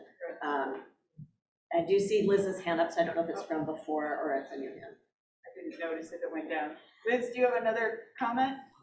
I just wanted to add that Kevin's point is why I appreciated that this presentation included information about the merger, because we're saying that yes, we can remain a district, but we're also simultaneously have this study committee going that's thinking about why it might be in our best interest to actually be a different district, right? So I appreciate that the presentation included that information. Okay. Bailey? On the last slide, when you talked about the potential merger, there was a part about, you were talking about how pretty much like losing all those students is obviously a bad thing. Is there any sort of like cost balance of savings by not paying to operate Lincoln and Robinson and paying for those K-6 students that balances out decreasing program at MAUSD? Or is that not enough to kind of put that in there? I'm just wondering, like, devil's advocate, like, oh, maybe we wouldn't have to decrease programming because we're not paying for this. Yeah, so a couple of Decembers ago, I put a proposal together that got a lot of things started. And in that proposal, I mentioned not closing, but repurposing 3 schools, which would bring the students in those schools under fewer roofs. And basically Nate Levinson's report said, yeah, the fewer roofs that you bring students under, the greater cost efficiencies you're going to realize.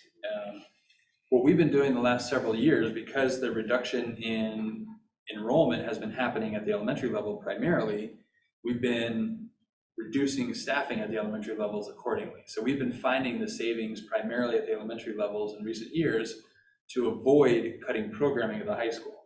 Generally speaking, you can reduce staff in elementary school and not necessarily reduce programming. At the secondary level, when you reduce staff, oftentimes it corresponds to a program, just because of the structures of secondary versus elementary. We're at a point now where we've realized the majority of the savings, though we're engaged in this cost effectiveness mindset, right? That's going to help us think differently to find even more savings across the board, including elementary level. But we're at the point now where we're going to start to see, in part because there's so many fewer kids going through, right? At what point, we've been using, I think $93,000 per employee is our total compensation on average across the district. When you run a course that has capacity for 25 kids at 7 kids, that cost per pupil is quite high. And when you have lots of courses that are running way under enrollment, that at some point you cannot sustain that financially, even with everything you've done, unless you wanted to take really draconian steps at the elementary level, which we wouldn't typically want to do, just thinking about that sort of ounce of prevention kind of concept.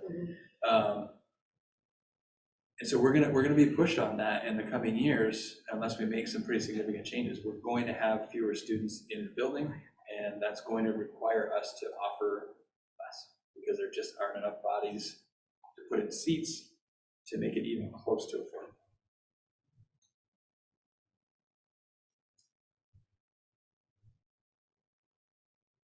Any last minute feedback?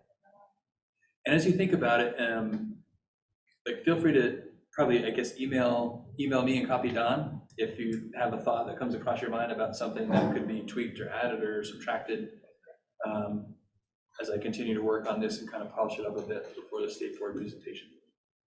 Can we get that link, Patrick? Yeah, for sure. All right. I do see a community member hand up, and we're going to get to public comment in a little bit, so we're just going to finish up. So there was a resolution in your chair notes. Yep. So the next item is an action item to adopt the resolution. The language is included. Remember, an action item can be to adopt or to take no action. So in order to get started, we need a motion and a second, and then discussion. Sandy. I guess maybe this is the wrong time procedurally. I totally respect on the discretion on the public comment period. Just me personally as a board member, before, I know where I'm going for the most part, but before voting on taking action, I'd like to offer the public in a limited forum that was set for the currently scheduled public comment, to give the opportunity to provide that comment before we take any vote on action if a motion is passed or put forward. You know, I forgot what it's like to be a part of the public when I sit watching merger study committee meetings, and I've appreciated their flexibility when they've allowed me to provide public comment before they do something, because it just, here I'm watching in the public and I get to do public comment, but it means nothing in anything that happened in the business of the day. And so it's kind of like, why was I there? Other than just I could have watched a video, you know, of it. So just something to think about. But I do understand we keep moving, and I appreciate that as well, but just a thought. Okay. Does anyone else want to weigh in on that before we? Yeah, I sent John the VSBA and had a webinar on open meeting, public meeting law. To Sandy's point, you know, I guess it was recommended by, I don't know if that's a VSBA's legal counsel or a lawyer that you know, that people will be allowed, if you're going to take action on an item, that at least they can maybe voice their opinion about that action before it's taken, because their opinion after the action is taken is just dust. They can say how they feel, but maybe they haven't had their opportunity to either to try to whether change someone's opinion or change someone's vote, or bring new light to said action item. And so I'm with Sandy on that. I just think I understand trying to keep the meeting moving forward, but an opportunity to hear from other people before we take an action. It seems like pretty good practice to me. Anyone else? I'm just agreed with them. Yeah, I'm fine with that. I think if we are going to do that, I would appreciate if you could reiterate what the public comment protocol we're going to follow. Anyone else? But I don't know if we should do a consensus I'm- check on that. I'd like to do that to see where everybody is. And just for clarity, I was trying to say that the public comment has to be specifically tied to that action, not to some other Well, I think, Discussion. we've never done that, I know, yeah. that so, yeah. specifically, and Okay. so my response to you was, we need a little more training if we're gonna do this, because we want to be consistent, and that was a point the VSBA made, that you should set conditions, and you should stick to them, whether there's one person or whether there's 30 people for your general practice. So if we want to make changes, I'm fine with that, but we have to do a little homework ourselves so that we're all on the same page and all gonna participate in it the same way. But if our board members interested in taking the public comment period now, and then we'll finish with the action items, and there won't be one later in the meeting, we'll just move it to that period. Erin has her hand up, and Brad and Liz. Yep, yep. Is there anyone who is not all right with that? So in our consensus checks, this is, I can live with it, this is more, I can live with it, I'm not necessarily all in, but I can live with it, and this would stop everything and warrant discussion. So it looks like most people are all right with that. So I'm going to need some help, because we have 15 minutes allotted for public comment. So overall, time-wise, I can keep that, but we're going to have to keep the comment to about a minute, and that would allow probably 3 people from each town to voice their opinions. I would love a timekeeper. I can do it. All right, so just to remind everybody, all board members, that public comment period is not designed for discussion. It's just an opportunity to listen to the community and for community members to share their concerns. We're going to allow 1 minute per speaker. If there are any students present, we usually let them go first, and I don't know by names if there are any students present. If there are students present and they want to let us know, we'll let them go first. I don't see any. Okay, all right. So, and the other option is, if you don't get a chance to make a public comment, you can send the comment to the board chair and 1 copy, and I will distribute it to board members so that everybody would know that. That's your other option if you don't get called on, because we have a short meeting, and that shortens the public comment period. So I'm going to start. I'm going to, Bristol. If you're from Bristol, I'm going to start with you. So is that Mark Gibson?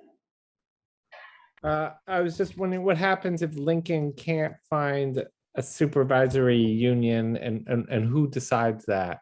I'm sorry if that was already clarified, but.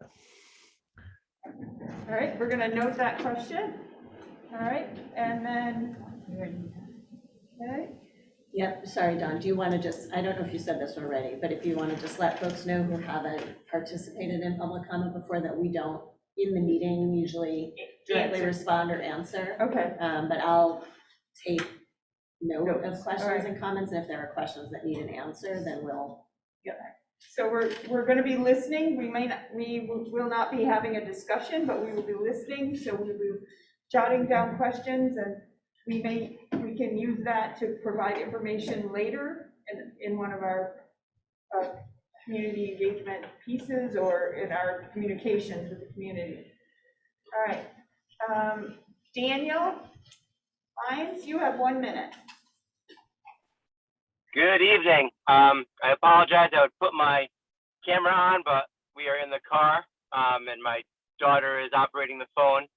But it appears to me that, and I hope I didn't get lost in the details, and that I'm interpreting this correctly. But it appears to me that Lincoln would, and I presume Starksboro as well, would experience difficulty if they were to try to operate independently.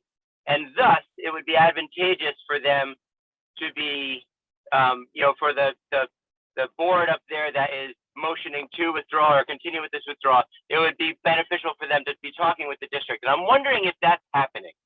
And, if they were to come back to the table, what would that, I'm also curious about what would that look like for them?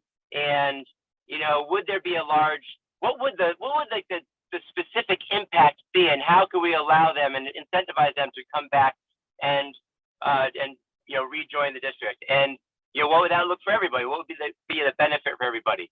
And then lastly, I'm curious, and it's really quick, if they say no, nope, we're out, what power do we have?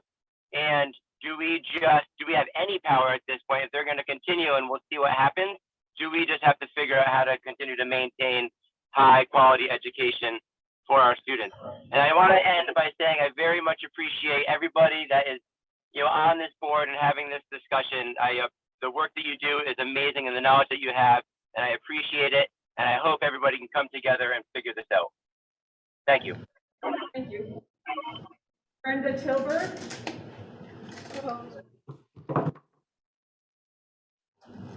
So, a couple of things. One thing, it seems that you're trying to do too many things at once. The Lincoln and Starksboro leaving seems to be mixed up with our merger committee somehow, and the two things seem to get discussed together, whereas things might progress better if they were separate.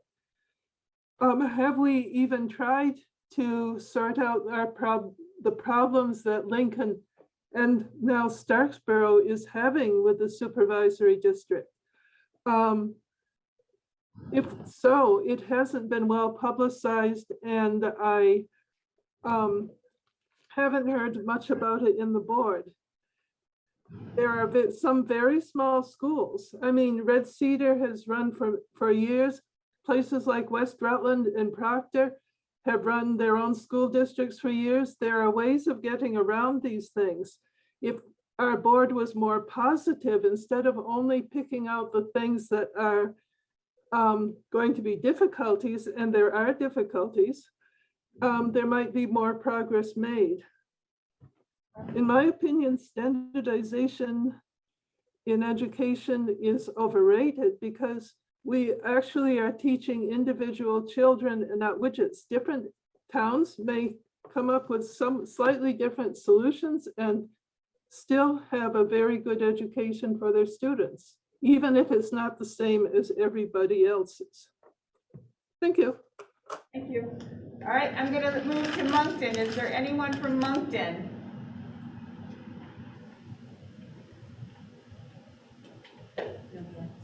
No? All right. Next on the list is New Haven. Anyone from New Haven? Oh, you have a Moncton hand? I'm sorry. I can't see the name. I think it's Chris Urban. Chris Urban? Yeah, hi there. Sorry, I was just with my kids. Did I miss the Bristol? Oh, yeah. We have 15 minutes, so we're trying to give three 1-minute slots to each town. So if you would like to submit your comment in writing, you can send it to me, the board chair, and I will distribute it to the board. Okay. Okay? Yep. Thank you. Is there anyone from Moncton? Okay. How about New Haven? Is there anyone from New Haven? No hands. No hands, all right. Next is Starksboro. I see Nancy Cornell.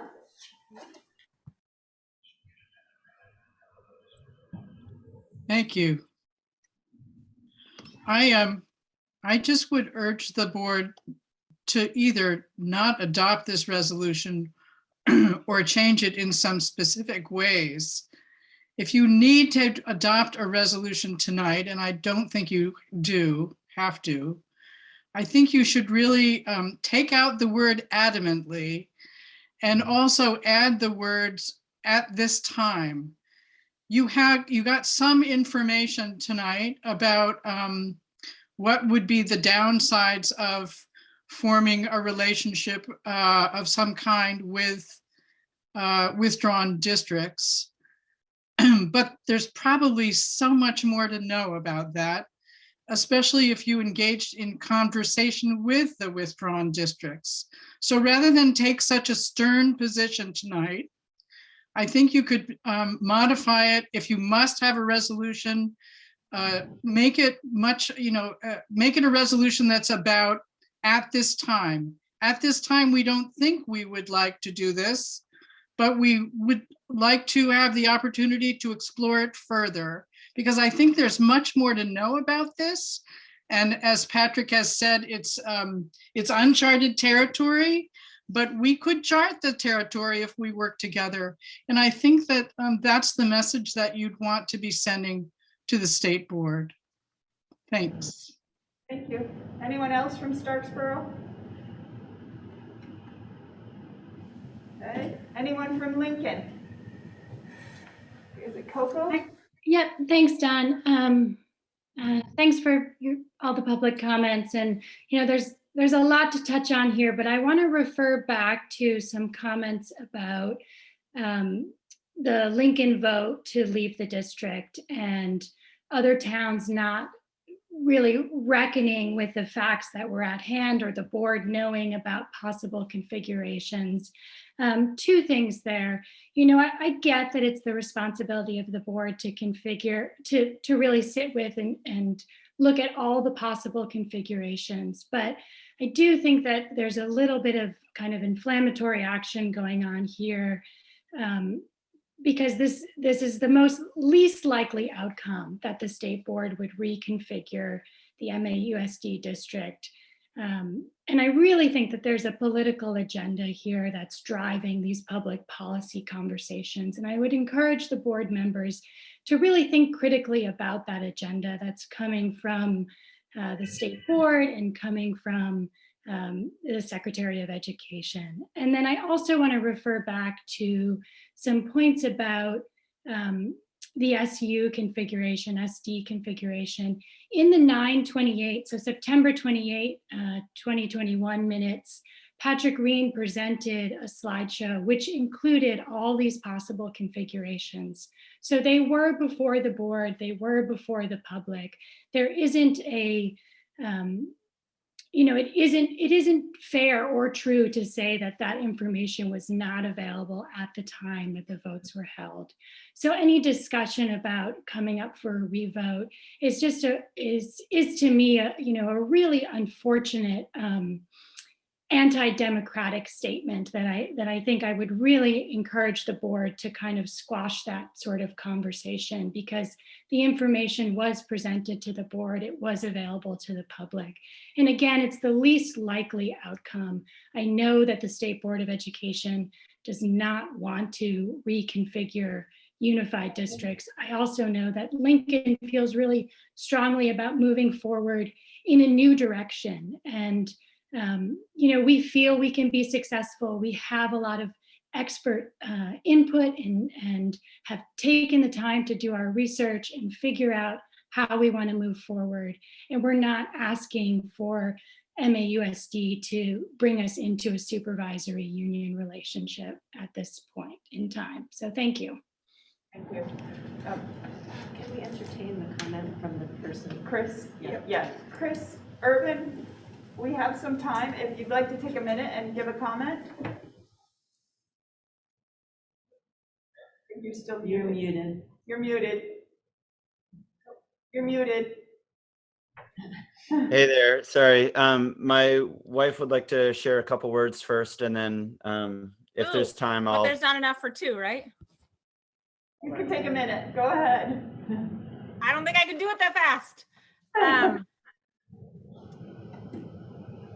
I just wanted to say that I understand how difficult your work is and how grateful I am that so many people on the board and in our community are donating their time in this way. I'm going to try to skip through the compliments. I can see through your actions and the time that you've donated that it's important, and it's important to me too. I went back and forth for days wondering if I should and would speak up during one of these meetings. I've attended several, especially during the community dialogue process in the beginning.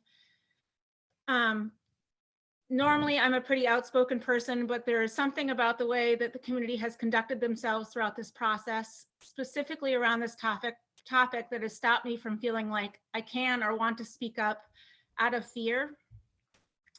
I understand anger and disagreement deeply, but we have torn each other up, and that makes me feel very hesitant to say anything. I know people are scared and frustrated and doing the best that they can for their children and hopefully all our children. But my hope is that at some point we can take a hard look at the process and repercussions of speaking up in this setting and in our towns. Sorry, our kids are here. We are a tiny community. We're tiny communities, and I'm okay with dissent and very much in favor of democracy, but tearing each other apart, either publicly or privately, isn't fun to watch, despite and does not inspire courage or dialogue or set a good example for our children. They are watching how we figure this out together. Consequently, they will be on the receiving end of any decision that is made, and that matters to all of us. To that end, what specifically will this mean for our MAUSD if Lincoln cannot secure supervisory union services? Meaning, how will this affect us structurally, financially, and culturally? I really appreciate the time for public comment. I'm sorry it's distracting here tonight. All right, Chris, did you? Yeah, I'll try to be quick here. So I appreciate Nancy Cornell's comments. You know, I think taking some time to pause and think would be really valuable. I grew up in Moncton with lifetime parents who worked in this district as educators, and I'm a public school teacher myself. So I value all the work that you do.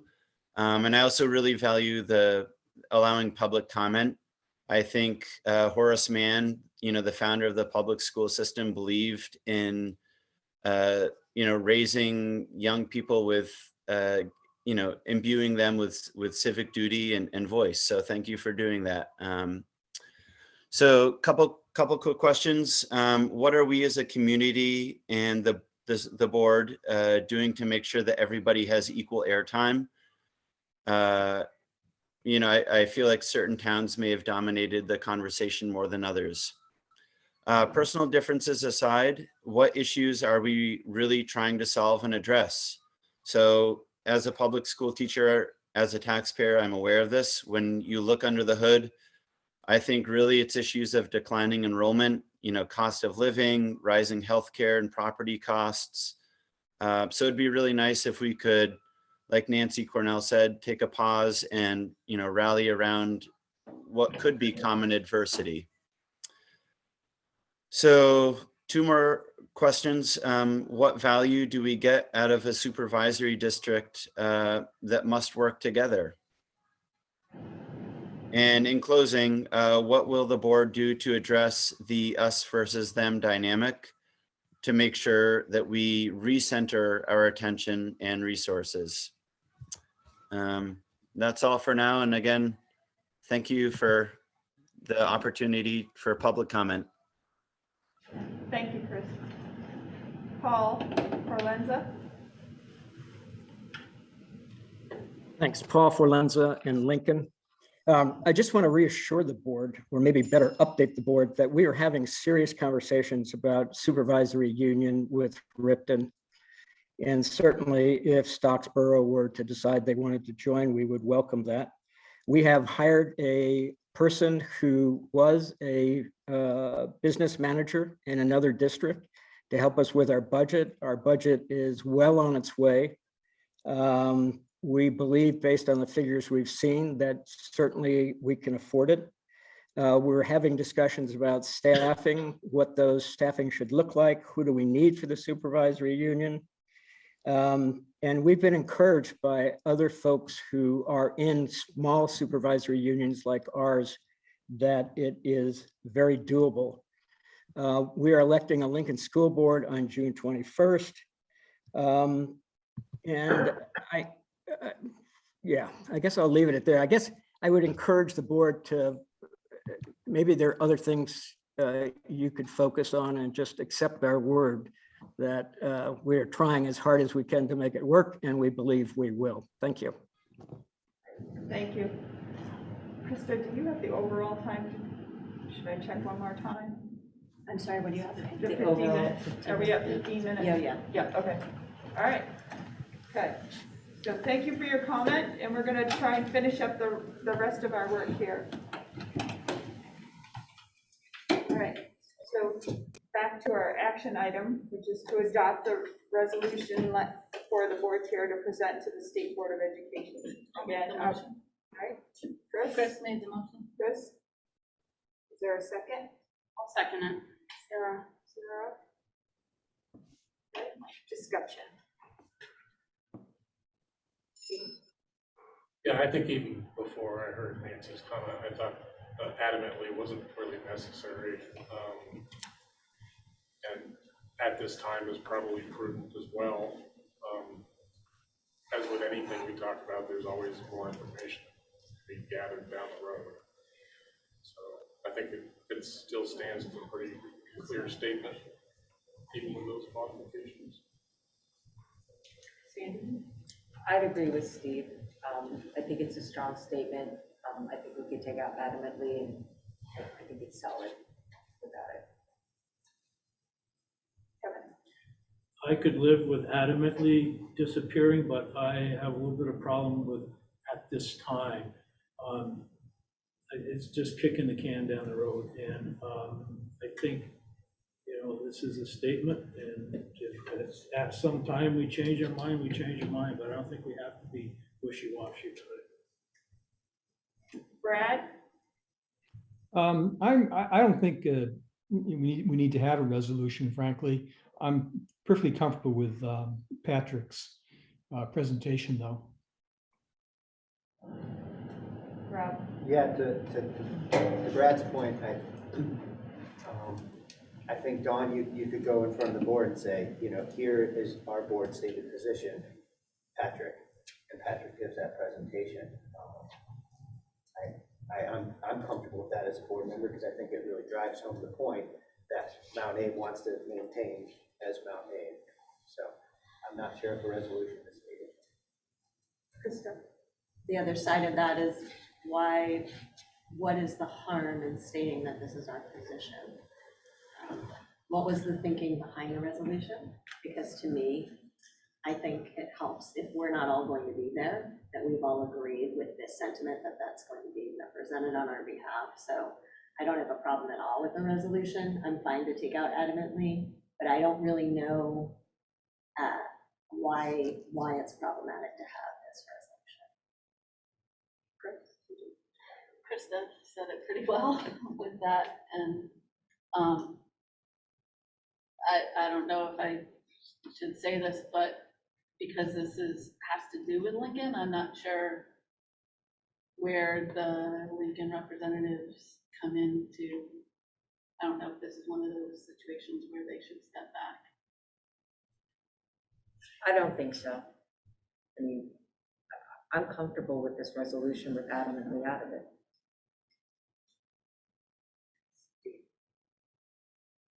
I agree with Krista. I think the board should, the state board has asked for this board, so I think we should give our opinion and back it up. So I'm going to get Aaron, and then Aaron.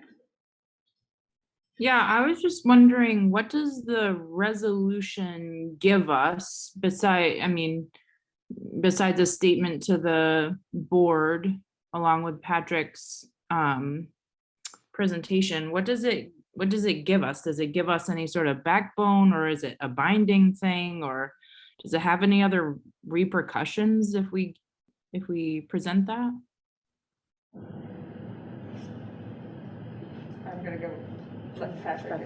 Well, it's very much related to that, I think. I'm reminded of a comment Sarah made earlier about feeling like the board hasn't had a voice. This resolution is the board's voice to the State Board of Education about supervisory unions. This is an opportunity for the board to have a voice in making this resolution. So I think, Aaron, that's what it does, right? Is it makes it known this is the board's voice on this topic officially. Sandy, did you? I do. You know, I trust the Lincoln community, and when Paul Forlenza states what he says, there's been a tremendous amount of work done in Lincoln in their confidence in moving forward. The impression I get is that they get it, that the MAUSD does not want to be deconstructed, that they in no way have advocated in any way for that to take place. So the fact that this is coming from, it's clearly coming from the SBE, I don't have a problem as an MAUSD saying, for all the reasons that you set forth in the presentation, Patrick, that this is not something we support. We don't support deconstructing MAUSD at this time. I mean, we don't have to put it at this time because the only reason we're putting this forward is because they're about to make a decision at the SBE. It's the only purpose for this particular resolution. It's for the SBE and their decision they need to make. So I'm fine with taking out the adamantly, but you know, I think we as a board should send a message through a vote about that decision. I think it would be, I think it makes sense to present the board opinion just to very clearly have it as the board's and have it give this presentation as well, just to make clear that it's really representative without the other. Sarah?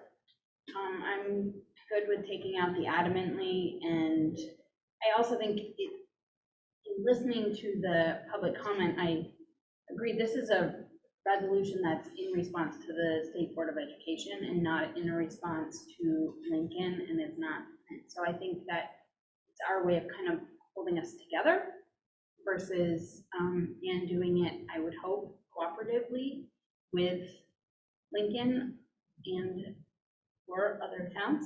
And so I hope that that's the message that we want to send, that we could do it, we could still do this stronger together also. That would be my goal. Kevin, and then Steve. I'd like to make a motion to modify. Well, we have a motion. I'd like to make amendment. Is Yes, that the you'd like proper? to amend I'd the like to motion. amend the motion and remove the word adamantly from it. Okay, so Kevin's making a motion to amend the resolution and remove the word adamantly. Is there a second? Second. All right, Krista. Okay, now this is just about removing the word adamantly. Don't talk about anything else. This is only about the amendment. The amendment is to remove the word adamantly from the resolution. Anyone have anything to say about that you haven't already said? All right, all those in favor of amending the motion to remove the word adamantly, please say aye. Aye. Any opposed? Any abstention? All right. I abstain. All right. Okay. All right. Okay, so the motion passes. The resolution is now amended with the word adamantly removed. Does it need a second? No. Or that one's been, and the original motion is now gone. Well, no, it's there, but it's adamantly is removed. So now it's, the original motion is, we're back to that, to adopt the resolution. As amended. Without the word adamant. As amended, yep. Steve. So I just wanted to add that I believe the state board asked us to go on record. That was one of the statements in the email. So this puts it in record. I'd like to call a question. All right, so all those in favor of adopting the resolution, the amended resolution, for to be presented to the State Board of Education, please say aye. Aye. Any opposed? Opposed. Any abstentions? All right, so the motion passes. All right. Okay, the next item is an action item to direct the superintendent to present to the State Board of Education on the preferred governance structures and other implications of withdrawing towns. So moved. Steve? Second, Sarah. All right, any discussion that you haven't already had? Sandy? Yes, I think, I've been thinking about the presentation in the context of our actions, which I think are important today. As a board, I think, given that the SB has voted yes to let Lincoln leave, I think it's important in our presentation, in terms of when we advocate for what we just resolved, right? To keep MAUSD intact as it is without Lincoln in essence. That we're very careful not to undermine the efforts of another supervisory union or another district that has now been approved to leave. I think it's really about our advocacy and the positives about MAUSD, you know, without Lincoln, because that's, or whatever, but that is the current question. And to talk about us, but not to detract on others. I just think it's the most above board and fair way. I'm sure they're gonna have a lot of questions, you know, about that, but I had that in mind in terms of we are where we are right now, the process is where it is, and I'd like to be as positive as possible. Do you have examples of the presentation that you're concerned about? Yeah, you know, I asked the question, but it occurred to me that, so for example, when I asked, well, what about if they could just contract without separating the supervisor, you know, like deconstructing us, right? And then there's this really high cost, and could Lincoln really, what I was getting was, could Lincoln really afford that assessment of that cost? You know, that's a sort of a sideshow, because I'm not even sure that's really where Lincoln is going in terms of making sure they can provide for their students. I think they work with Floyd and Patrick. It's just my own ignorance. I just asked the question, but I don't want there to be some implication that we have an opinion about whether they can manage on their own, as opposed to our ability to be viable on our own. But nonetheless, that's an option to consider. What is an option to consider? To contract services. So to me, it should be okay for Patrick to talk about that if he chooses to. If it's viable. I mean, if it had already been It doesn't matter if decided, it's viable. These are options that are being considered. then you're taking an advocacy position if you want. You can about that. If that's asked, I suppose those are the facts. But I'm not sure that that should be an advocacy position of this board versus maintaining what we have. But if he lists as A, Becoming B, a debate now. Yeah. Krista. I just wanted to point out that that wasn't in the presentation. And when I asked Patrick about it, what I thought I heard you say was it's sort of assumed as one of the reasons why an issue is not desirable. So what I took from that was that was all part of that assumption. And I tried to stay focused on the concern I have for MAUSD if we were providing contracted services. Exactly, right.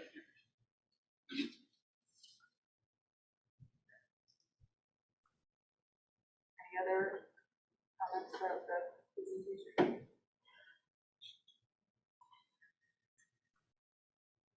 Ready for the question? All those in favor of directing the superintendent to present the State Board of Education on preferred governance structures and other implications of withdrawing town, please say aye. Aye. Any opposed? Any abstentions? No abstain. All right, the motion carries. All right. All right, we did our public comment. Anybody have the meeting evaluation? Oh, sorry. Oh, did we do your adopt resolution for the board chair to present? Yep.